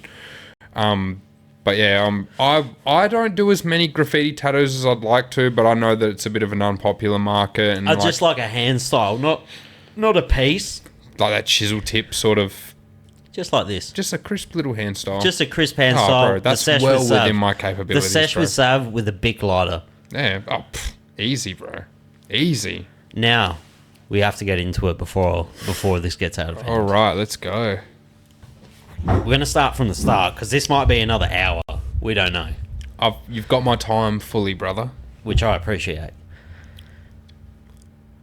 What was the first one that you were like, this is red hot? first like mission? The first mission that went bad. So, like, when I first got into, especially paint panels, like, because, like, we got done for some walls, and, like, getting done for walls, it was Getting always... done for walls is like getting done shoplifting. It is a slap on the wrist most of the time, It's like, but, like... it's like ganking shit from Target. So, like, when me and my homie, when we first started painting trains and we got into doing panels, we got, like, a pretty good streak, man, where we just didn't get caught, we didn't get done... We were chilling. We were smashing heaps, bro. We were doing, like, certain spots. We were doing, like, Blair, end of line, like, doing fucking spots that everyone knows are, like, supposedly red hot at the time. Because we had every cunt being like, you can't hit that spot, it's red hot. That's our spot. Or we had people telling us that, like, you can't hit our spots. That's our spot. And Adelaide's small, so we kind of tried to respect it, but we were also like, man, fuck that. Like... We're just going to hit some panels. We were fucking 16, you know. We're going to listen to some fucking old cooked cunt telling us you can't hit a train at this spot. But, like, I remember vividly, I wasn't at my house. So I lived with Squid. And me and him, we had a spot together. We were living together. And this is a graph house, bro. Like, fucking... I remember, like, you know, I was talking about Roger earlier. He was like our fucking idol. Like, we loved that dude. We were like, his graffiti is amazing.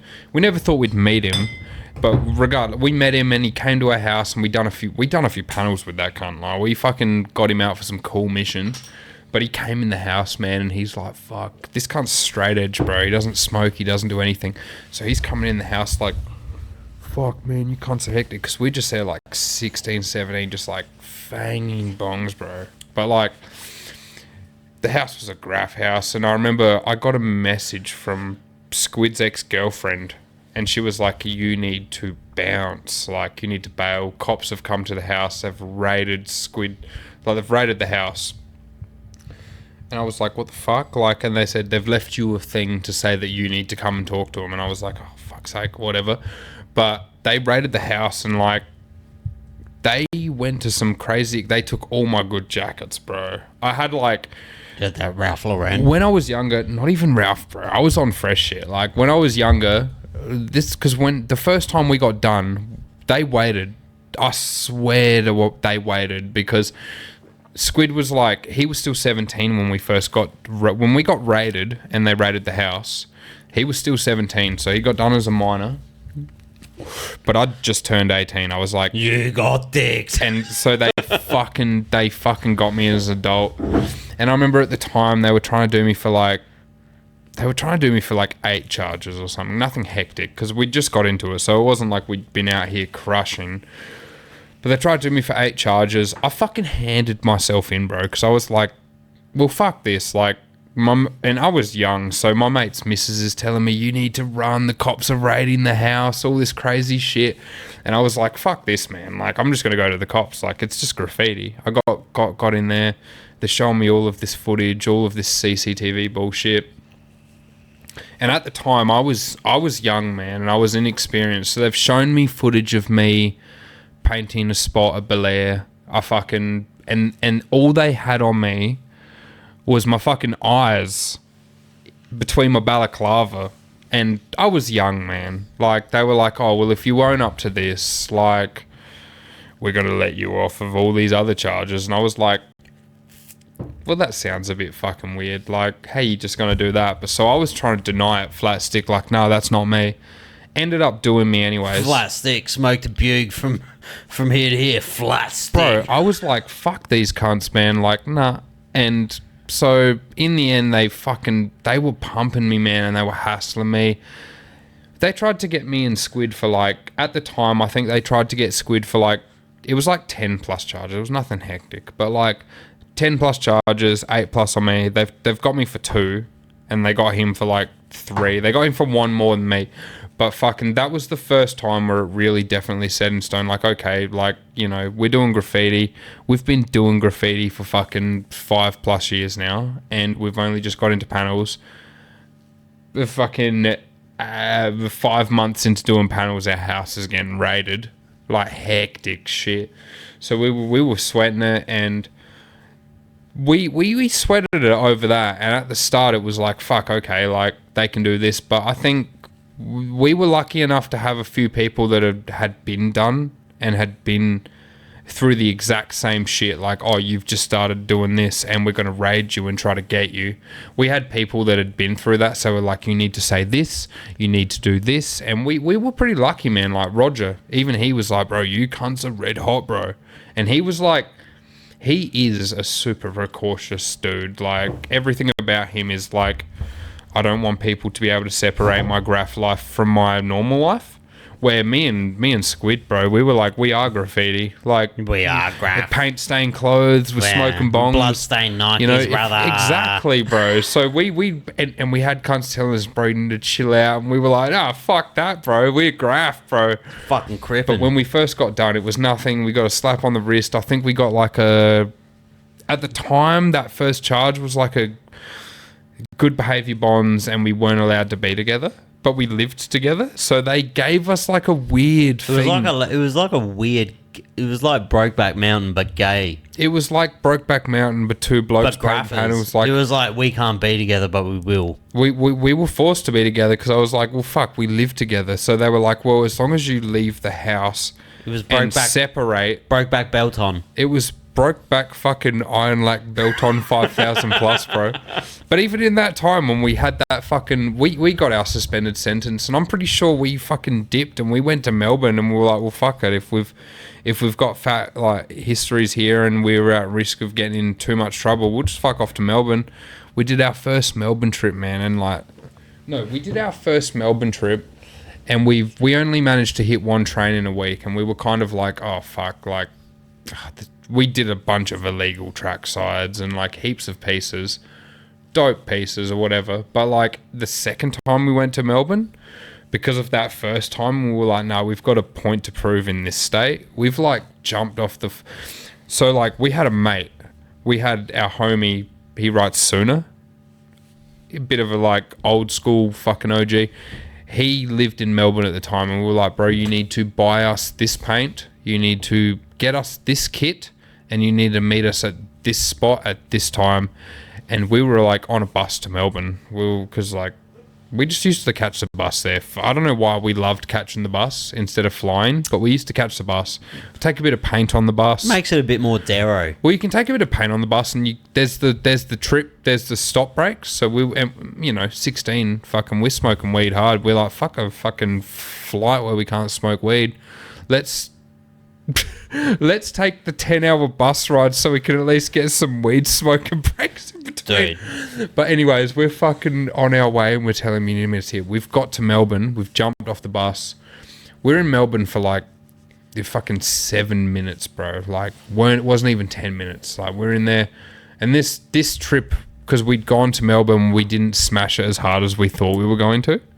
So the second trip, we're like, nah, we got a point to prove. We're going to do a heap of panels. We're going to do a shitload of trains. We jump off the train. We're ringing our mate like, bro, you need to meet us here with the paint. Like, and our mate, he was he's older, so he's like not trying to get caught up. But we're like, no, just meet us here, cunt.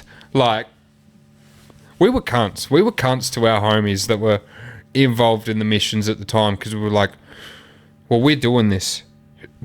And you've said you're part of it, so you're part of it now, so you're part of it now. So he's met us at the fucking bus station, and the spot that we hit, it's a spot right in the middle of fucking Melbourne CBD. It's like Swanston. It's a little layup, Southern Cross. Southern Cross Station. Southern Cross Station, exactly. You know, we fucking... And the last time we went to Melbourne, we'd seen that there was already like this pre-snipped hole that all the riders use. All the graph heads use to hit this spot. So we've like, boom, got off the bus, boom, met Sooner down at the fucking spot. You're at the from hole. Adelaide as well, so you have no idea. We're like 12 minutes into our fucking... We're 12 minutes into being in Melbourne, and we're like... We've got like high-vis jackets on, trying to look like cleaners. We've fucking jumped in this yard, man. Not even a yard. It's not even a yard. It's like a layup. It's like such a busy spot in Melbourne. It's just trains ready to move for the next service. We've jumped in there, gone under, and me and my fucking homie, we've punched this panel out. Like, I reckon we were there for about fucking 7-8 minutes. We did like door-to-door section, and that was like first big thing for us. We're like, no, we can actually do this shit. Like, we just smashed that. And then that whole trip, I think at the end of the trip, between me and him, we done about like fucking 12, 13 panels. Like, he done his own squid panels, I done my own panels. We were fucking painting hard, and then like every time we went back to Melbourne after that, it was like, no, we're here to fucking like crush shit. And we fucking done some cool panels in Melbourne, but it was that initial getting off the bus and being like, okay, we're back in this city that scared us so hard the first time. And we're like, nah, fuck this. We're going to fucking send it and be like, fuck this, fuck nerves, fuck anxiety.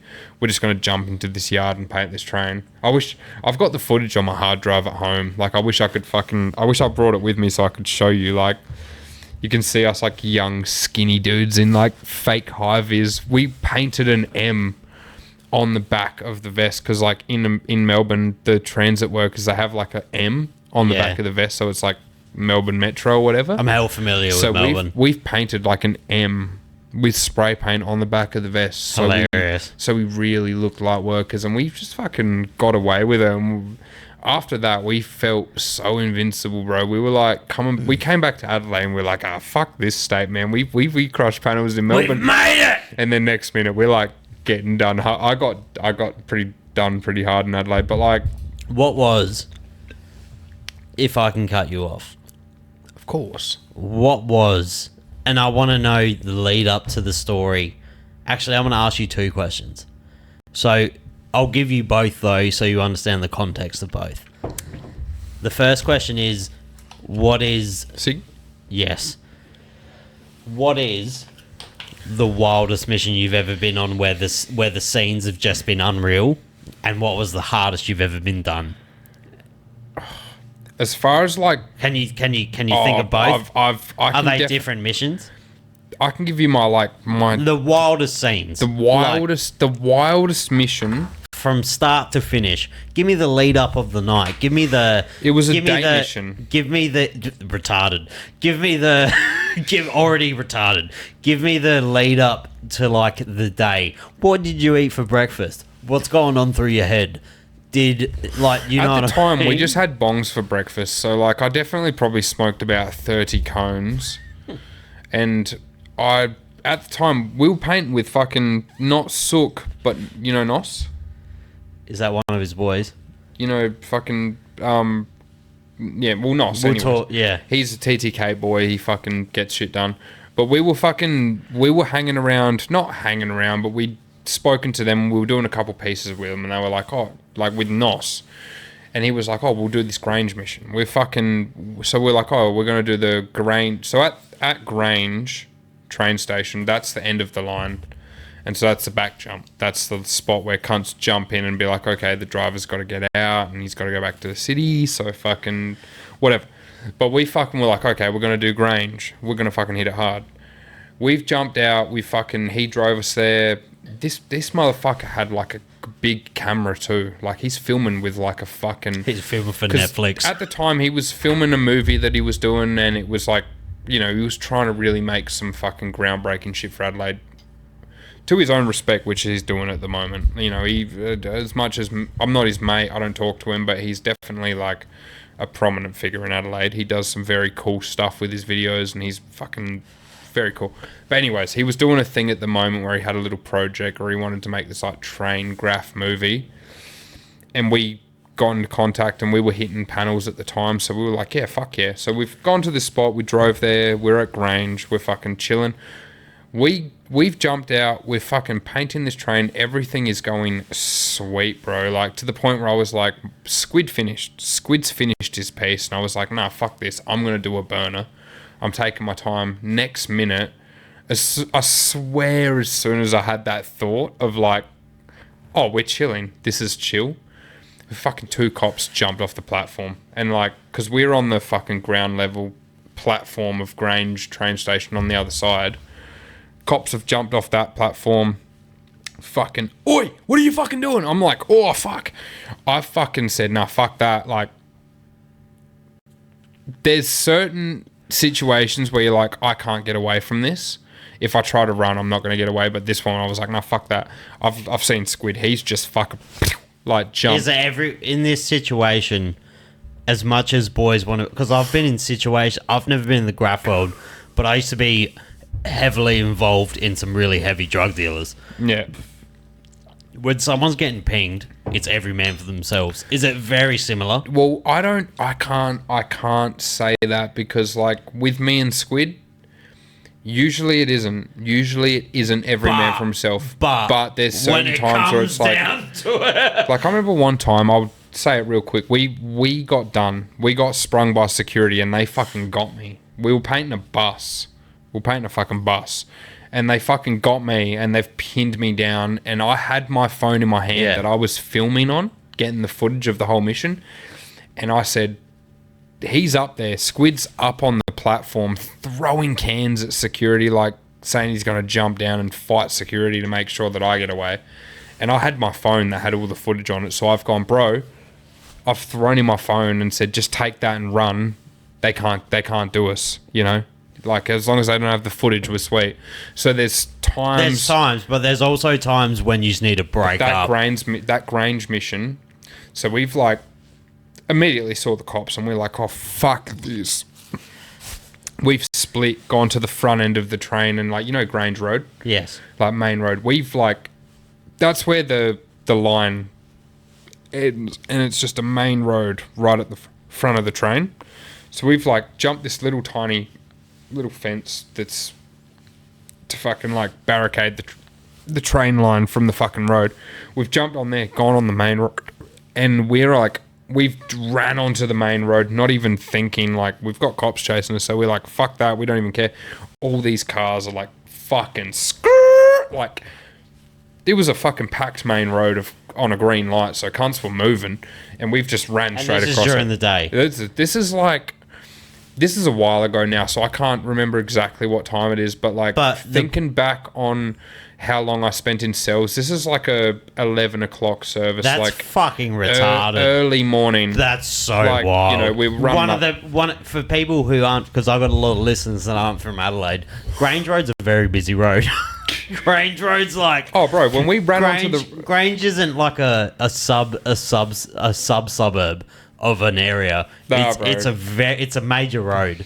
It's like it's like South Road. So we've ran onto Grange Road and like everyone's on their way to work or whatever they're doing. So we've got like packed lanes of cars just going and stopping. We've run across, jumped into this cunt's front yard. And at this point, me and Squid are still running together. We're together. And I'm like, oh, sick. We've hopped a fence. We've like gone in his front yard, gone down the side, in his backyard, over the fence. We're still together. The next fence we jumped, there was like a couple, like an older, they would have been like an elderly couple. They're fucking doing gardening. But the dude, man, the grandpa, he had a pitchfork, cunt. And he's seen us jump the fence and we're like fucking 16 painting trains. We've got ballies on and shit. He's seen us jump the fence, bro. And he's like lunged towards me with the pitchfork. And I was like, oh, fuck that. And I've tried to be like, bro, I'm not fucking whatever.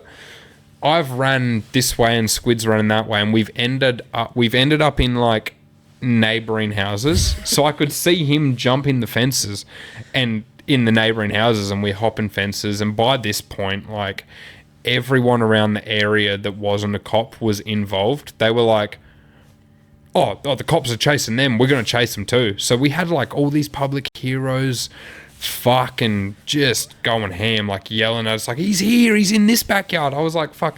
I've got in this backyard and I was like, oh, sweet, like no one's right behind me and there's a dog kennel. So I've jumped in the dog kennel. I'm fucking hiding like, oh, like maybe I might just be able to stay in here. And fucking, I've heard the cops jump in the backyard. I've heard them in the backyard, like literally walking towards the dog's kennel. So I was like, oh, fuck this. So I've just like gone, fuck this, jumped out of the dog's kennel, like ran down the side of the house, done a full like double foot booted their fucking side fence off of the like bracket of what it was on, smashed this fucking side fence down.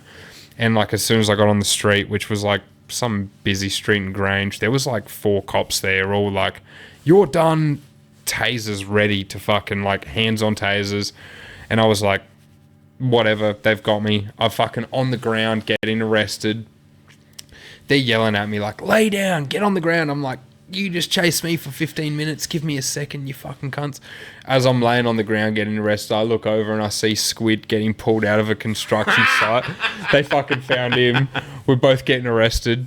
We both got bail. Fucking old mate Nos picked me up. Fucking, it was that chase, man. I was like, just red hot. I remember at the time being like, in the middle of the chase too. This like, is the funnest part. I was like in the middle of the chase, like thinking, oh, surely they're not going to, and then I can just see more cops. I'm like, wow, they're really dumping resources into this chase. Have you heard Ozark told? It's probably one of my favourite clips that's ever been told on the pod.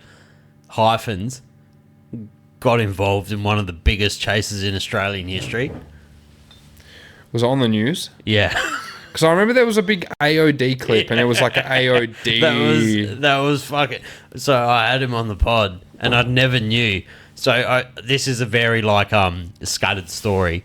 Before we go into it, I need to piss. Same. Yes, thank God. I was like, are we just going to both hold it? So, I'm really excited because I get to relive... And I'm looking back on the pod now, and this is fucking years ago. And... I was talking about, obviously, Ozark and Hyphens. Shout out to Ozark and, or Hyphens and Chase. Those two fucking shout out the pod so much. To this day, Hyphens police chase is the wildest story I've ever heard. Background story, because I cut it a bit.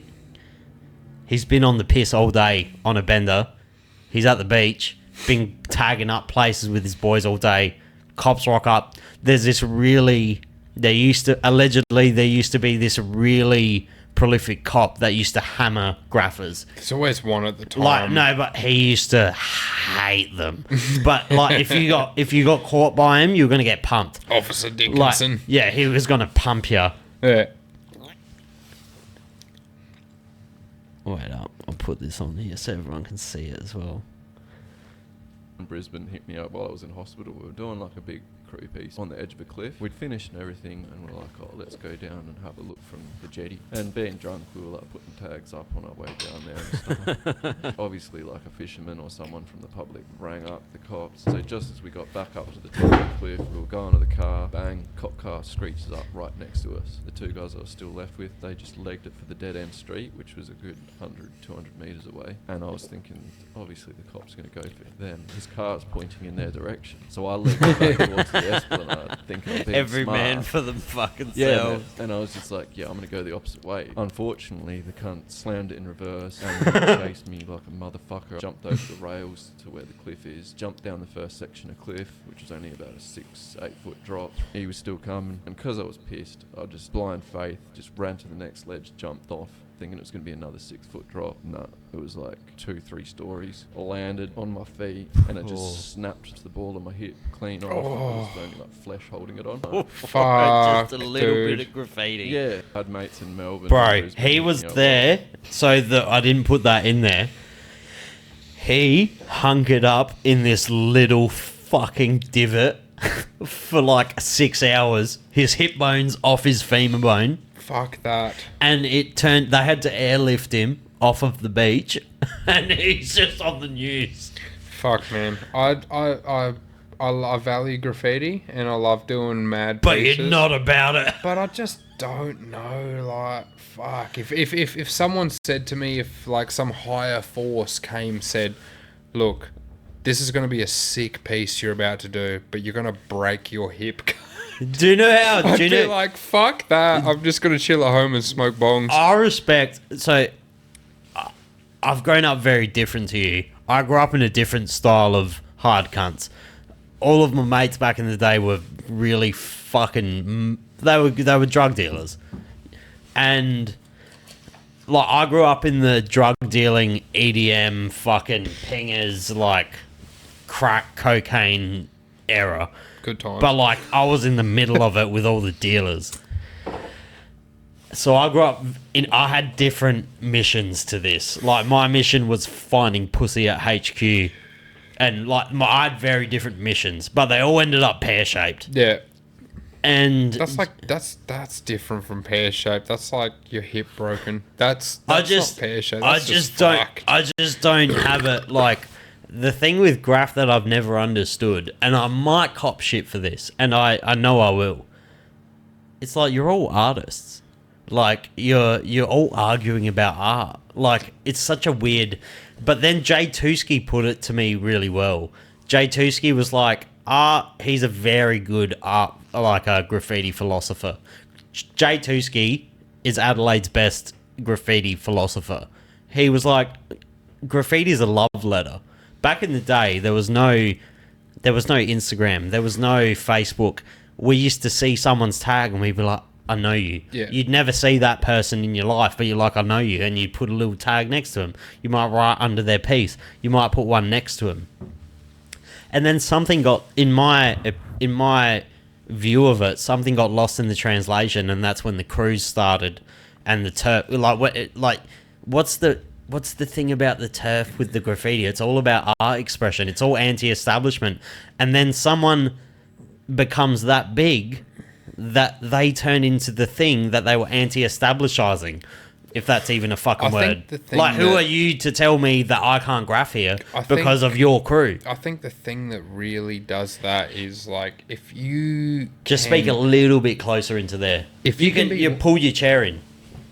If you could be one of those people that's like happy to be a solo artist in whatever you're doing, because like in art, man, most solo artists, they're not there, man. Like, solo artists are just considered like a fucking underdog or like someone that hasn't got a group of friends. But if their art's good, it's going to get noticed. Exactly. So that's like, the thing. If someone comes tomorrow and they say they're the Sesh with Sav artist, just a new crew, and they're the dopest artist in Adelaide, they're going to get the most recognition. It's not about what crew you're with. It's about how good your art is. Exactly, and I think that's where it gets distorted. Of like, okay, if you're it turns into a gang. It's a gang. Straight up, if you're with a crew, and like, not that we ever considered ourselves that. We never saw any turf sort of thing. And I'm not shitting on crews, because it's a difference, because you all. Majority would come from broken homes, and you're finding a brotherhood with a mutual love. 100%. So I understand it, but there comes a point where you're just turning into a gang.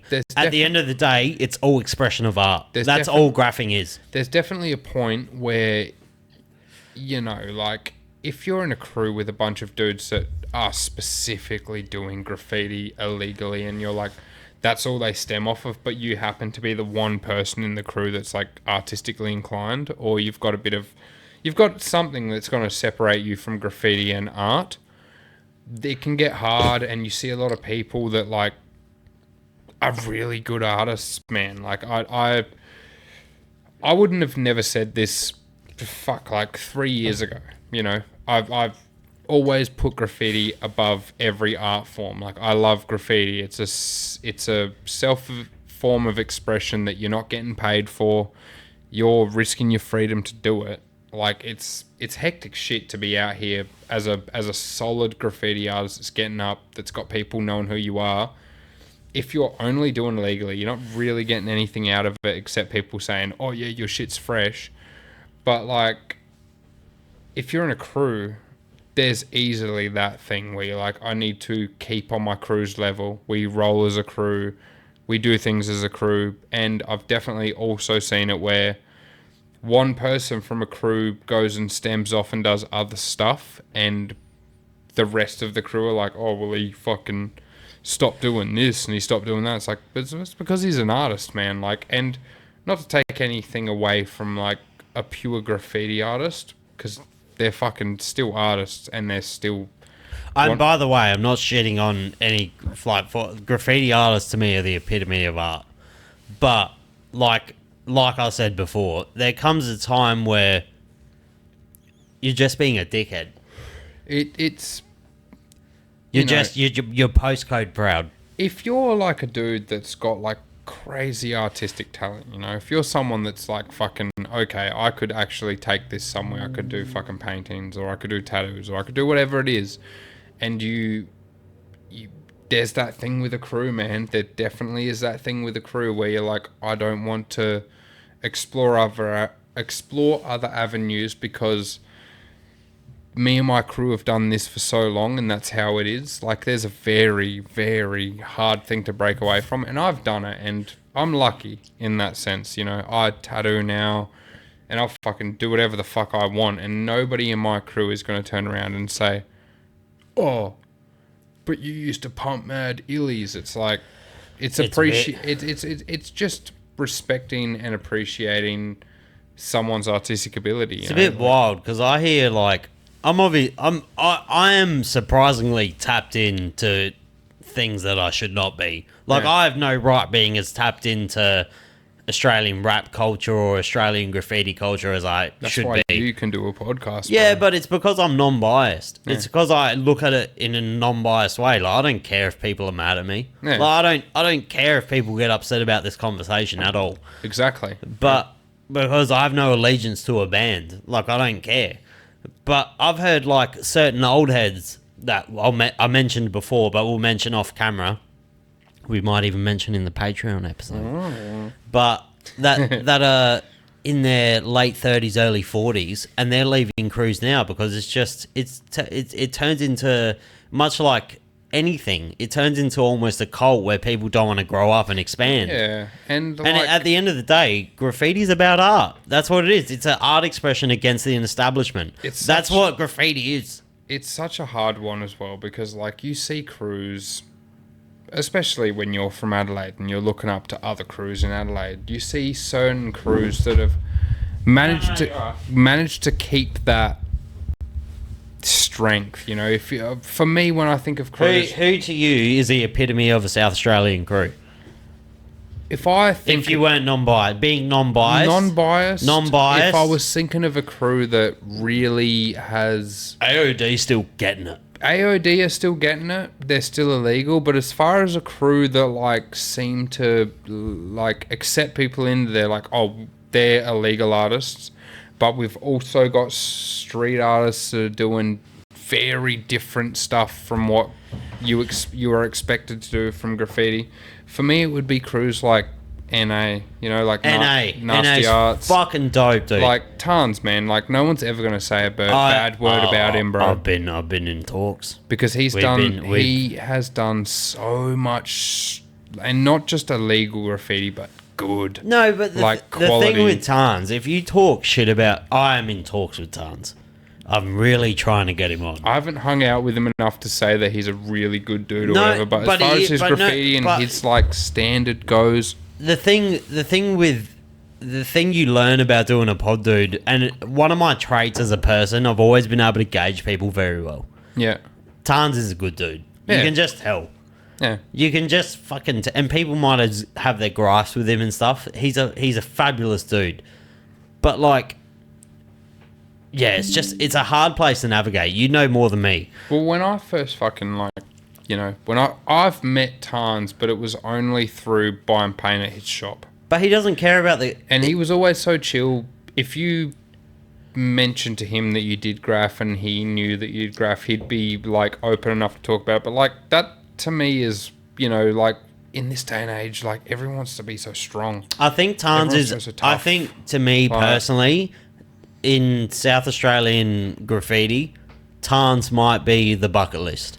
I think Tarns is the one. He's definitely like a He's just so artistic. He's so expressive. What's the word that I'm looking for when it's like they can do this but they can do that? He's what's the word? Oh, bro. Yeah, I can't think of the word now. He's you know, he could pump a dope panel in 12 minutes, but he could pump a dope piece in 3 hours. He can do a bit of it all. He's bilingual. And in saying that, like, when Adelaide is so small, and, you know, like, you can hear a lot about a graffiti artist you don't know.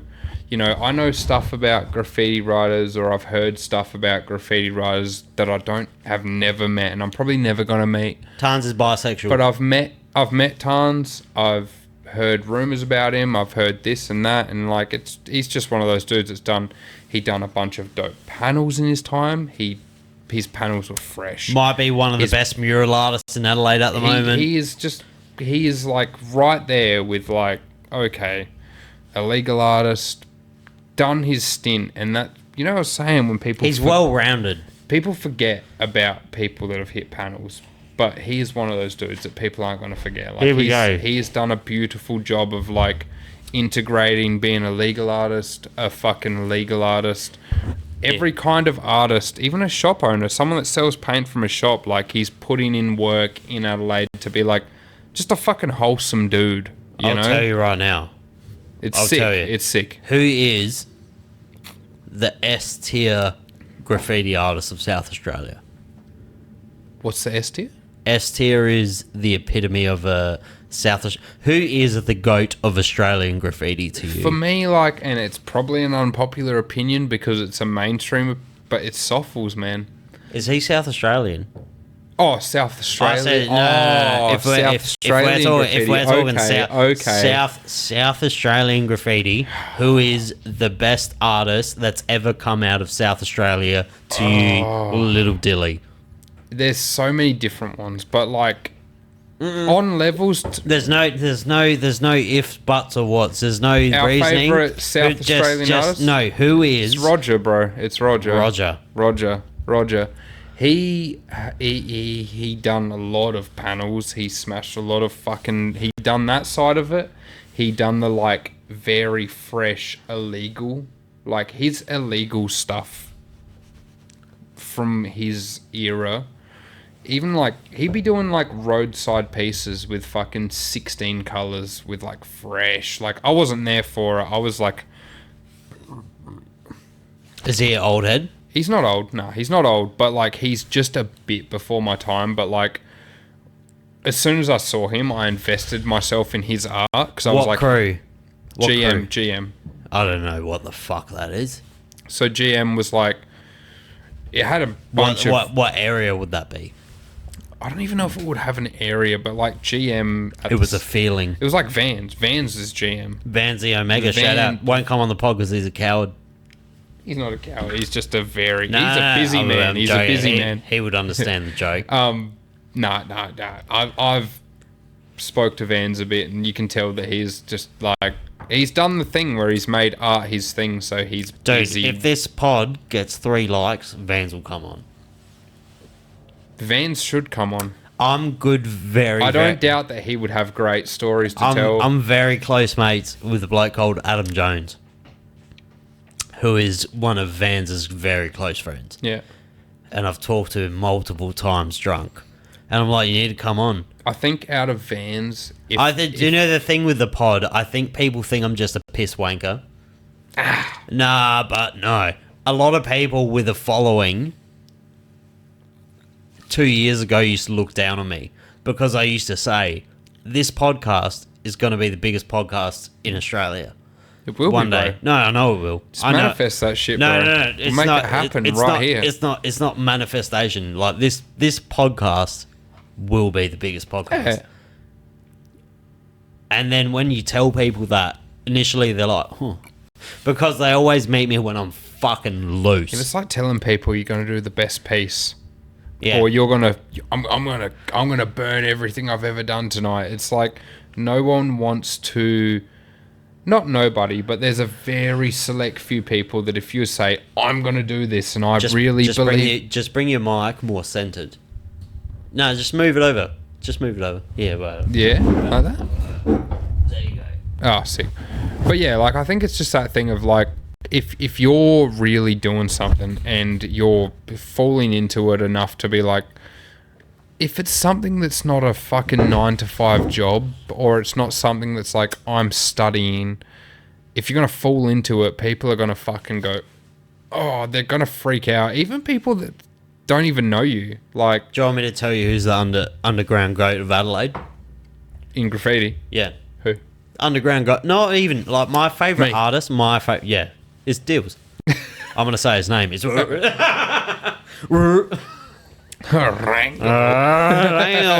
that's a little Easter egg for you. If you know, you know. If you know, you know. You know, it's I don't make it too hard for people It to... rhymes with Django, which is a great movie. Yeah. Stoops. Yeah. Stoops is mine. Stoops might be my favourite artist in Adelaide. Stoops, I remember fucking when he was so early on the radar for me as well. Stoops never, and what to my understanding, and I'm very close friends with him, like very close. He's a cool dude too. His furniture is crazy, eh? Stoops is the reason that Joe Rogan shared my fucking page Did Joe Rogan share your shit? last week. That's crazy, Joe bro. Rogan shared my fucking page because of Stoops, Damn. because he knows Tony Hinchcliffe. Oh, that's big moves. And Spanion, the week before, shared my page. No shit. The podcast is I going mean, off, bro. I- But Stoops, he's one of those dudes, man, that, like you with Squid, I met Stoops, man, and we did a pod. No idea who he was. I just had this mutual friend, and he was like, you need to do a podcast with this guy. And I was like, okay. And I met him. But before I met him, my friend warned me. He's like, he's a very eccentric character. Like, he's a... psychedelic warrior. Not even. He's just like... He's a... Stoops is a national treasure, man. He's just a... He's a... I can't talk highly enough of Stoops. Well, see, like, I haven't met Stoops much, but, like, Man. as someone that's done psychedelics. Slops, okay? you know Slops. So, It's not even psychedelics, man. Just Slops. He's But- just a beautiful human. but there is a tie to that because a lot of graffiti writers in Adelaide, man, they're just stoners or they're on the... Like, I don't want to... Do you know what I like about Stoops? And I am so focused on this podcast that I don't have time for cunts that aren't focused on shit.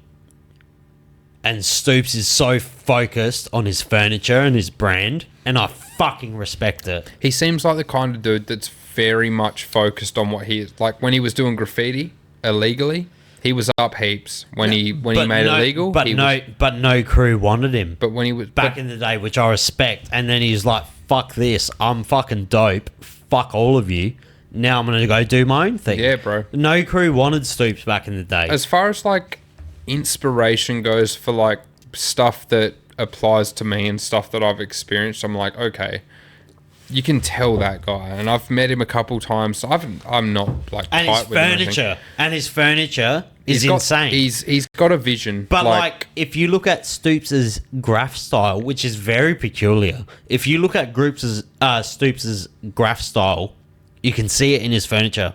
Yeah, oh, hard. There's bro.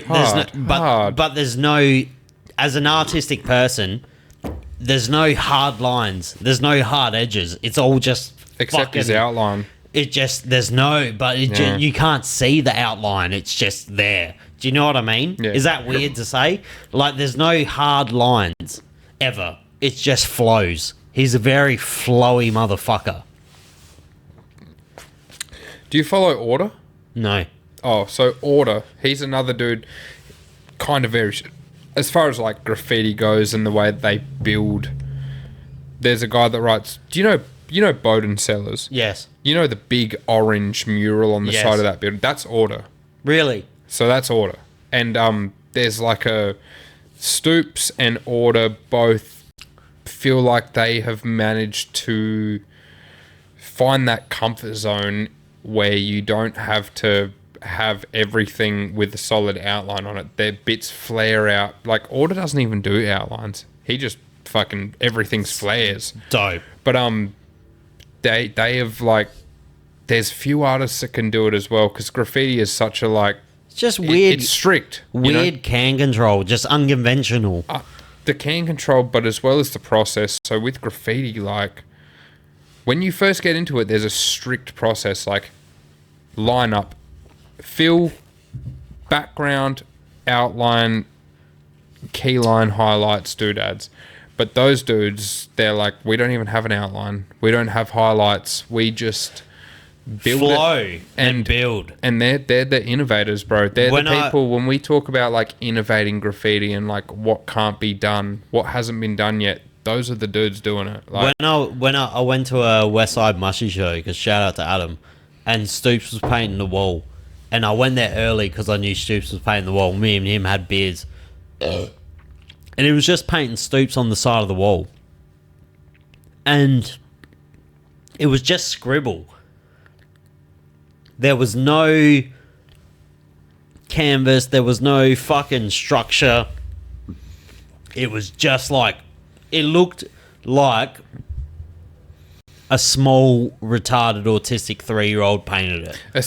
That's where And people... then, but bro, I was like, how is this going to be good? I feel like artists like Stoops, artists like Order, they're the epitome of artists that are like, just please trust the process. Dude, like, when you say trust exactly. the process, I don't doubt that these kinds of dudes are like, you know... No, they know what they're doing. Within the first 30 minutes, it looks like shit, and everyone that doesn't know is going to be like, oh... I was baffled, bro. When I seen it, I was like, oh, I'm embarrassed. Like, I was like, oh, I hope this turns out okay. And then it just was a burner. And then it's just a burner. And I was like, so to me, Stoops is the most slept on artist in Adelaide, in South Australia. He is, as far as active artist, but like if you had... Stoops is not an active artist. If you had to... He's not really. But if you had to ask me who was the most underrated...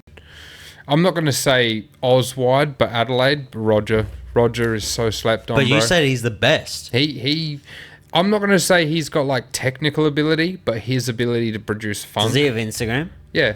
Can we throw it up? The only problem is it's a private account and he doesn't use it anymore. So like, I've got it. Oh, we'll figure it out. We'll figure it out.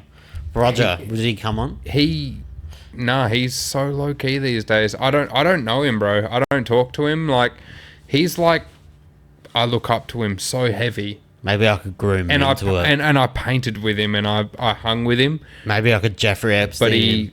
But he's someone worth Jeffrey Epstein. We need to get Roger on the show, cunt. All right. Dude, I was grooming fucking all the writers because I did that massive paint giveaway. Did you see it? Paint. Oh, paint. I just gave away fucking $1,000 worth of paint, cunt. 700 actually. How many tins is that all up? It was Beltons. It was 30 tins of Beltons, a $250 Masterminds tattoo voucher. Did someone get it already? Yeah.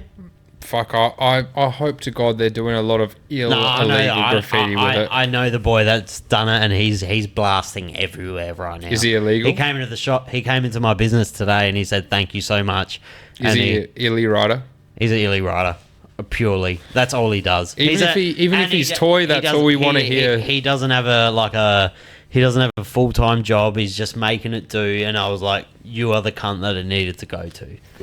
Oh, at least you've supplied him with like smashing ill roadsides. I'd rather see a fucking, even if they're not good, I'd rather see an illegal rider get a fucking handful of tins than some street rider. Like, do you like the headphones on? How good is it? It's good. Have a look at this. So much better. Have a look at this. You're gonna really enjoy this. You haven't seen it yet. I made this video, by the way. Yeah, you were saying that you fucking edit it all on the fly, but it looks pretty good, What's man. going on? It's Sav from the Sesh podcast. I haven't done a giveaway for you guys yet, so I've teamed up with my good mates at Masterminds Tattoo Studios, located on Flaxmill Road and the corner of Doctors and South Road in Morphettvale. They've given me over $650 worth of shit to give to you guys. I got 5 cartons of Beltons, any colour you like. Good paint. I got a range of nibs and other little goodies for all you graph heads out there. I got a $250 gift voucher available at either parlour from any tattooist. All you have to do, like the post, tag 2 mates, unlimited entries, and like both of our Instagram pages. You have to follow both of us. It's empty, bro. But you can enter as many times as you want. Just make sure you tag 2 mates. Tattooing cannot be that hard. So I'm going to give it a crack. I hope to see you all in the comments, and good luck. I'll draw it in a week.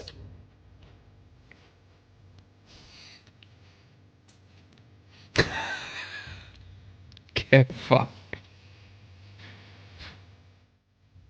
This dude let me tattoo this on him, dude. No way, cunt. Yeah.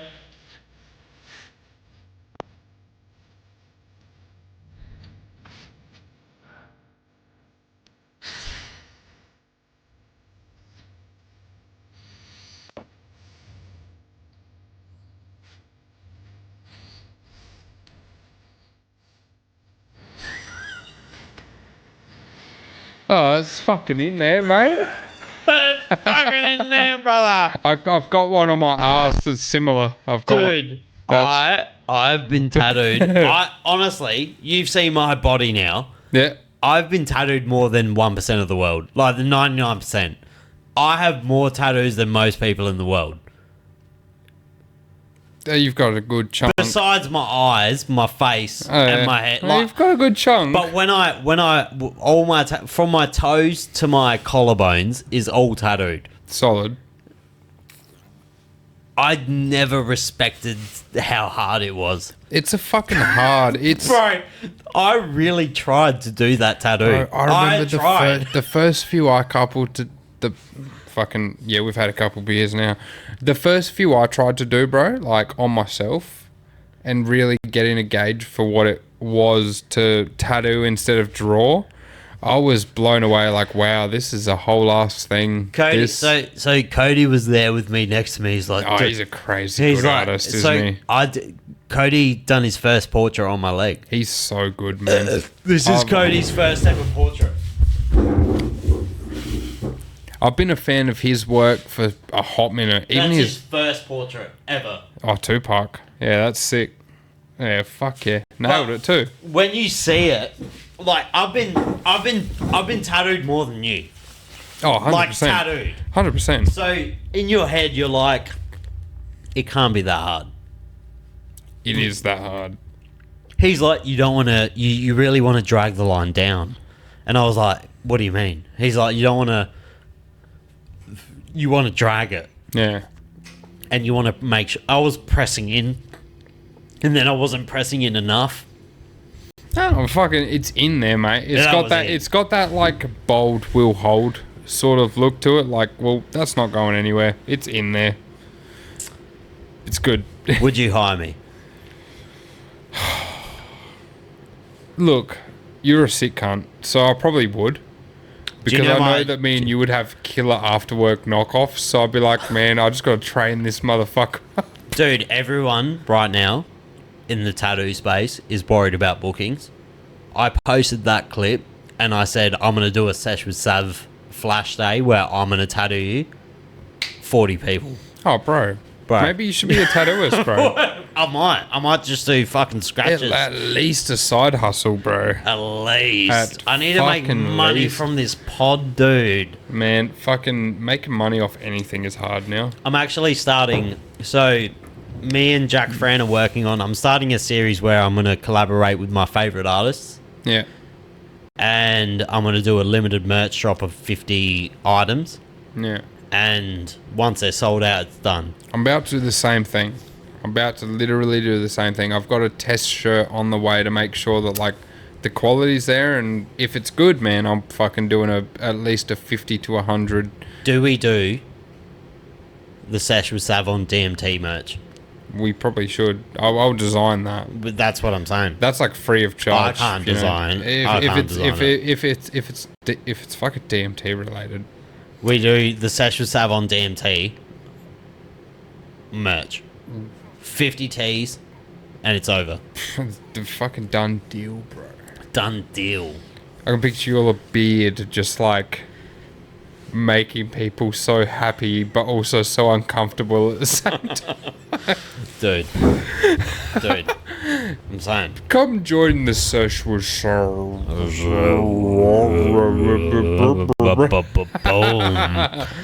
Oh, that's mad. Well, this is fantastic. Yeah, it's all happening. It's all happening. It's fucking all happening. I am going to end it here purposely. Beautiful. Purposely. Because if people want to tune in to the next hour, which they should, they're going to have to pay $20 a month on my Patreon. It's like, it's $20 I'd pay. I'd pay $20 to listen to myself speak. Because I talk some good shit. I'm going to do that. And then we might even reveal his tag. We will do that. Django Bango. Django Bango. Big and Lango. I might even reveal which crew that I'm going to join. Oh. I'm keen to I might hear that. start a crew. Actually, If here's one. If Here's there was one. something Here's that I one. would recommend, start a crew. Don't join a crew, start a crew. I reckon I could start a crew. Mate, it's better to start your own thing Do you than know join how- a prior thing. Do you want me to tell you right now how I can start a crew? Go on then.